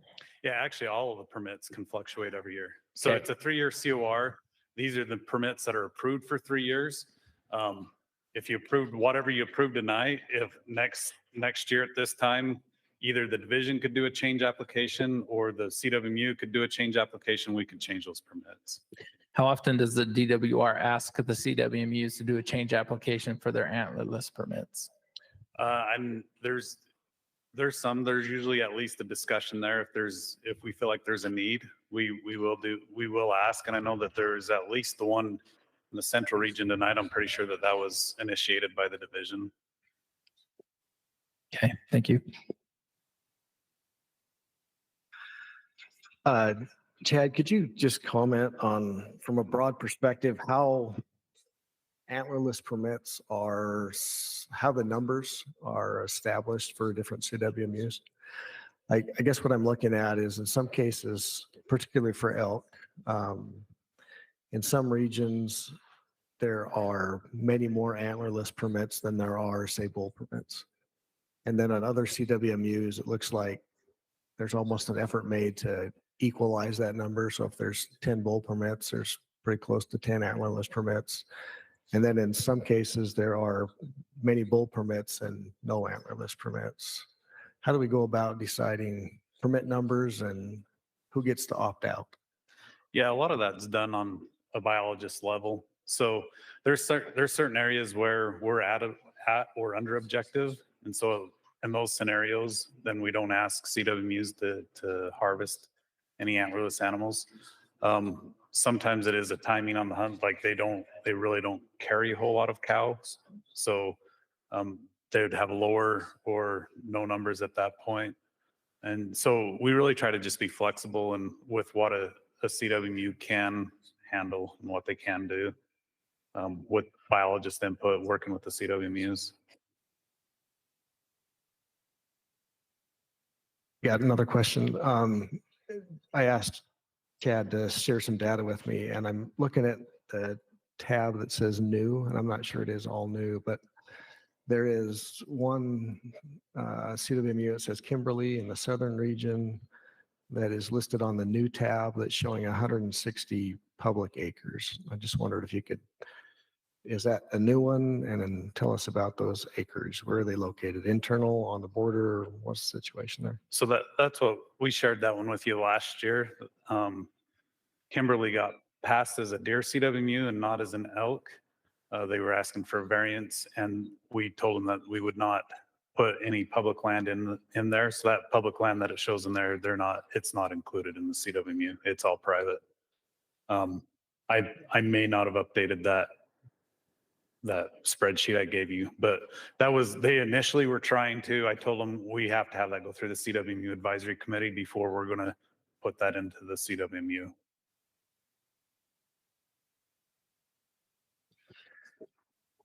Really quick, Chad. So we see these increased antlerless elk tags. I mean, that's pretty much what we're going to talk about.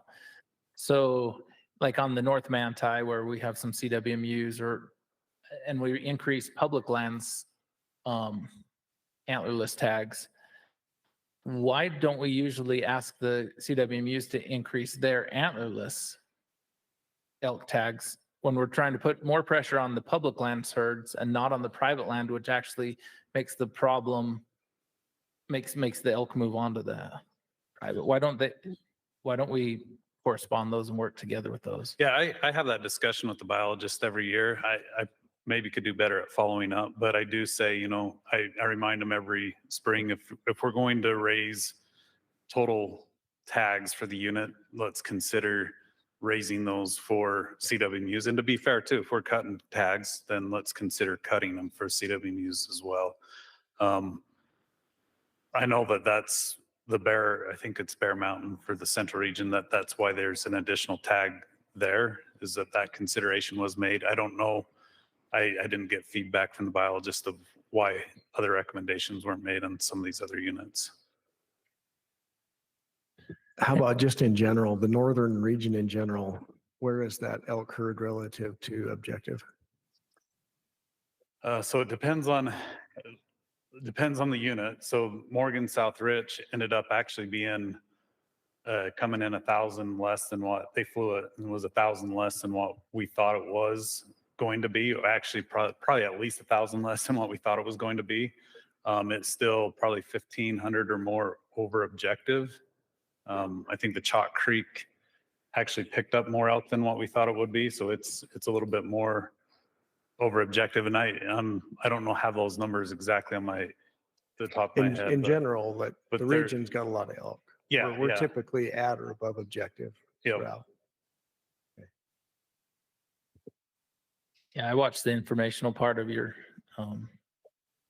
presentation from the Northern Region RAC, and am I correct in it, assuming that, or saying that if we remove Deseret out of that unit, that herd unit, we're killing more bulls than we are cows, or really similar numbers?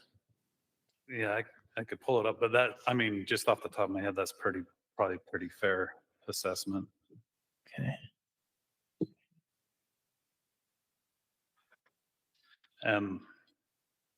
Yeah, I guess when you go into it, when you look at bull cow ratios and whatnot, that I would think most units you probably typical that you kill more bulls than cows, but For CWMUs, correct? well, I'm just saying in general, like generally, like I guess if you're not over objective, but like if you have half cows and half bulls, you don't want that high of a ratio. So usually you try to carry less bulls than cows, right? Yeah. But when you're thousands over objective, you're usually trying to kill cows and bulls. Yeah, probably should be both. Probably should. Okay. Yeah. Any other questions for Chad?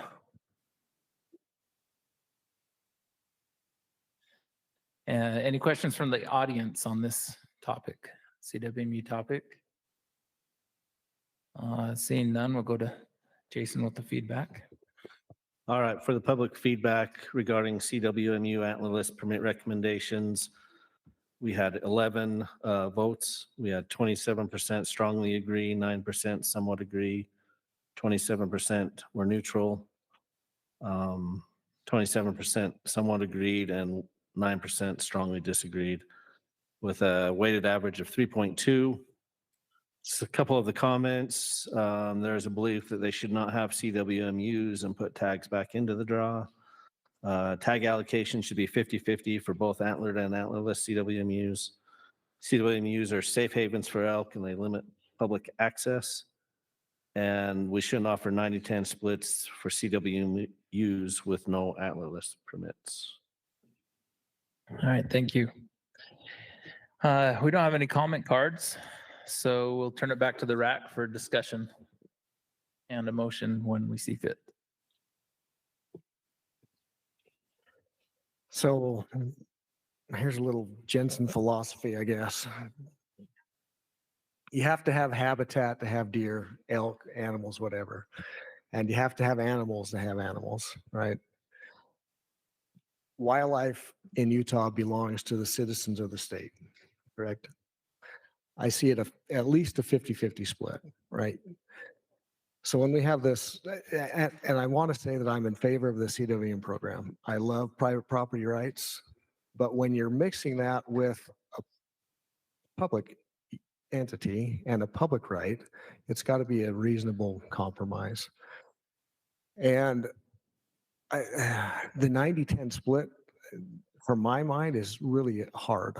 But I can settle with that as long as it seems like when we wrote this rule, rules are hard to write, and you go through a committee and you write all this stuff up and then realize, we kind of missed one critical part of that. And it seems to me the critical part that was missed when we did this is that 90-10 split works great as long as there's a verification that there's antlerless permits as well. Because if there's no antlerless permits, the public got nothing out of that. And that's largely the case with all the deer and most of the antelope, right? With elk, there's a good split in most cases. But just looking through this list that Chad graciously provided, like the northern region, I'm going to say 60 or 70% of the northern region CWMUs harvest fewer cows than they do bulls, with the exception of Desert Rat. In my mind, it ought to be at least as many cow tags, right? The public would love to have a bull tag, but we want to hunt in general.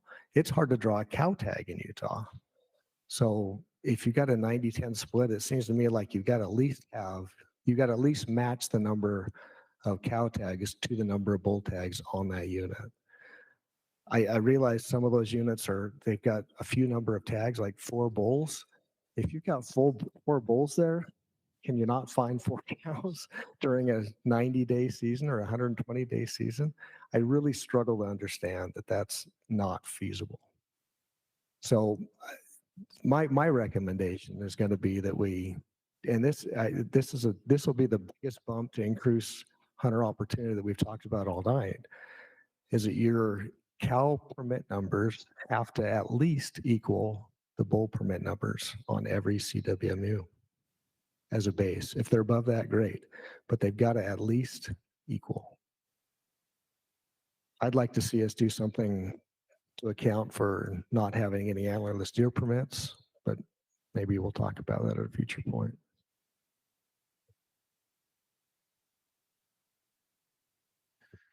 Any other comments? Josh, did you have something? Maybe? My concern with, I agree 100%, right? We should have access to those animals as well, right? The public should. Is that going to hurt the population? No? Well, that's what I was asking Chad. Most of those CWMUs that have fewer antlerless permits than bull permits are in the northern region. And in general, almost every northern region elk unit is over objective or at objective. To kill another 100 cows out of how many elk do we have up there? 20,000 in the state? It's not going to have a biological effect whatsoever. And it's given a lot of hunter opportunity. That's my take.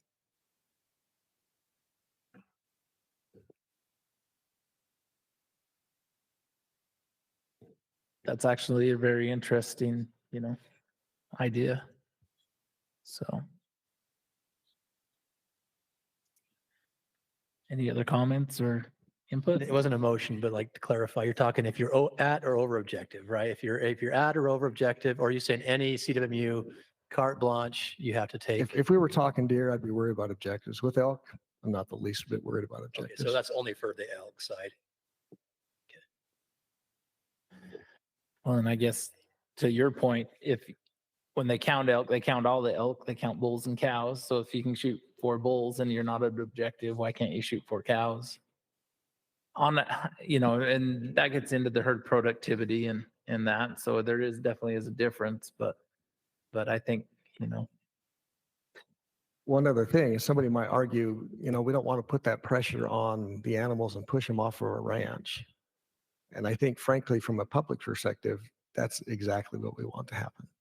We want those animals accessible back on public grounds. So I think a 50-50 split is bottom of the line, and I'd really like to see those numbers a lot higher, but today I'll just shoot for a 50-50. is that a motion?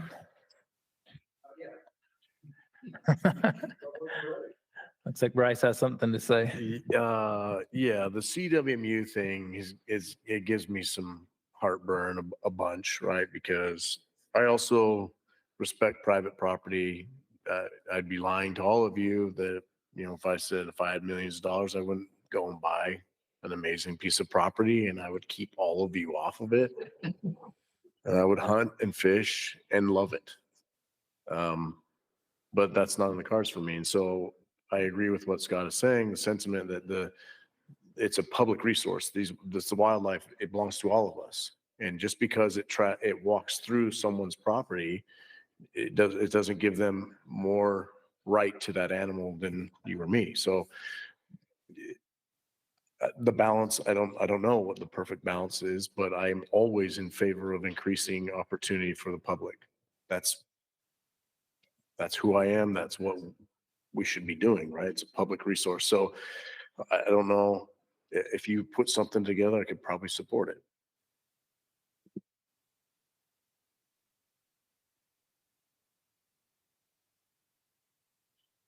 Chad, I have a question for you.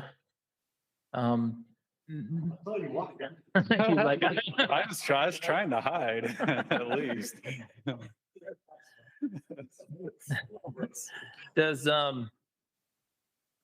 Does anything that we're talking about right now, will it be impacted by the changes that you're going to propose next month? Yeah, so we will have, the rule is open and it's going to come back through the next RAC cycle.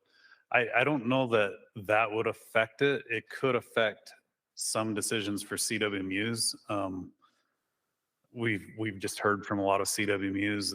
A lot of these are in general, the ones that are in general season units, they have a lot of seasons that they can hunt just without being a CWMU. They have the archery season, they have the early elk rifle, they have the late one that's unlimited muzzleloader. So there's a lot of days for them to hunt. And we have heard from some of them that said if there's too many cow tags, then they'll just go out of the CWMU program. So whether that's a reality or not, I don't know, but there is a potential there that you could have some CWMUs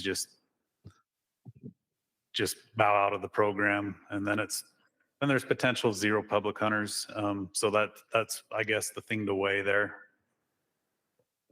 So just to be frank, at $10,000 a bull permit, I think that's an idle threat.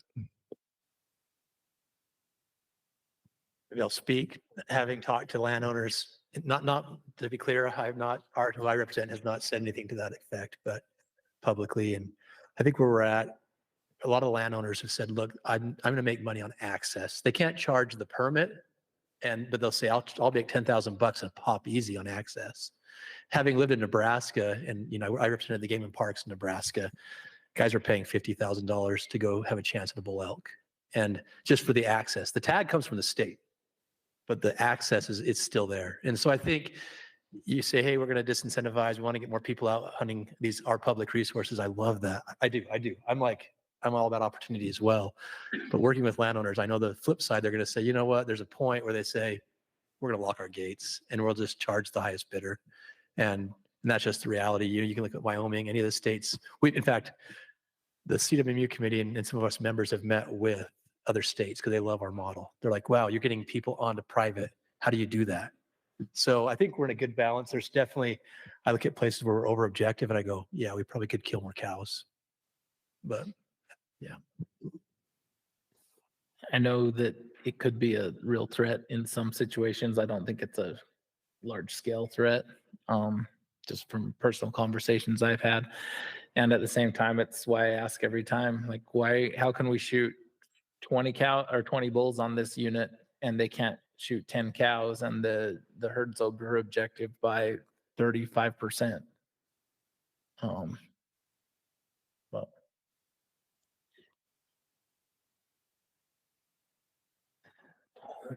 I'm ready for a motion. Everybody in the room is. So I move that we set a minimum antlerless permit number that matches the minimum antlerless elk permit number that matches or exceeds, needs to match or exceed the number of bull elk permits on any CWMU that has elk. And then accept the rest of the proposal as presented. Do I have a second? Second by Josh. So the motion is to have CWMUs with elk that their cow permit numbers must meet or exceed their bull permit numbers and accept the balance as presented. Okay, all in favor, raise your hand. 1, 2, 3.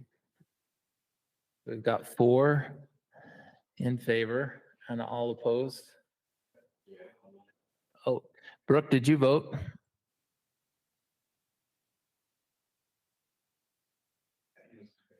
He was in favor? Okay, 1, 2. Brooke was in favor. Okay. Yeah, I voted in favor. Okay, so 1, 2, 3, 4, 5, and 6, and all opposed? 3. So it passes 6-3 with Eric, Kellen, and Braden opposed. And would you like to state your reason for being opposed? Yeah, for me, I don't know how that affects the split rationale. And after sitting on that rule committee, rewriting deal, I think that there's some things in there that I've learned a lot about that, I share the same sentiments on there and I've been very vocal, but I think that that's probably pushing the boundary of where how these things work. And I still don't know it enough to be as astute on it as like Mike is, but when they have those splits set up and when they change it, and if I remember at a 50-50, if you go for a 50-50 split, that changes completely how many antlerless tags are available. And I don't know if you can just do it evenly. Can you, Chad? And that's kind of where I'm opposed to it on that end, that I don't think it benefits. So I don't think he's talking about changing splits, but it's just raising those antlerless to a certain limit. So like on a 90-10 split, those, if it's 4 tags and there's antlerless, that's every antlerless tag goes there, but we just haven't determined what those antlerless tags are. And that's why we're stating that would be, so now I understand where that is. So I would probably then say in favor of. Yeah, I was thinking that was changing the ability to have public hunts in there on a 50-50 kind of thing. So that's my misunderstanding. So I apologize there. Yeah, I would support that then. And being in the chair seat, we can do that, correct? Yeah. Okay. All right. The other 2 that were opposed. I just need to, I like the motion other than the idea that it's overly broad. I think it needs to be limited to areas where it's over objective. So that's where I'm at. Okay. That makes sense. Okay. That is our last agenda item. Does anybody else have anything or need to talk about anything else? I'd just like to say thank you all for your patience with me tonight. And I will accept one last motion to adjourn. So moved by Scott. We're adjourned.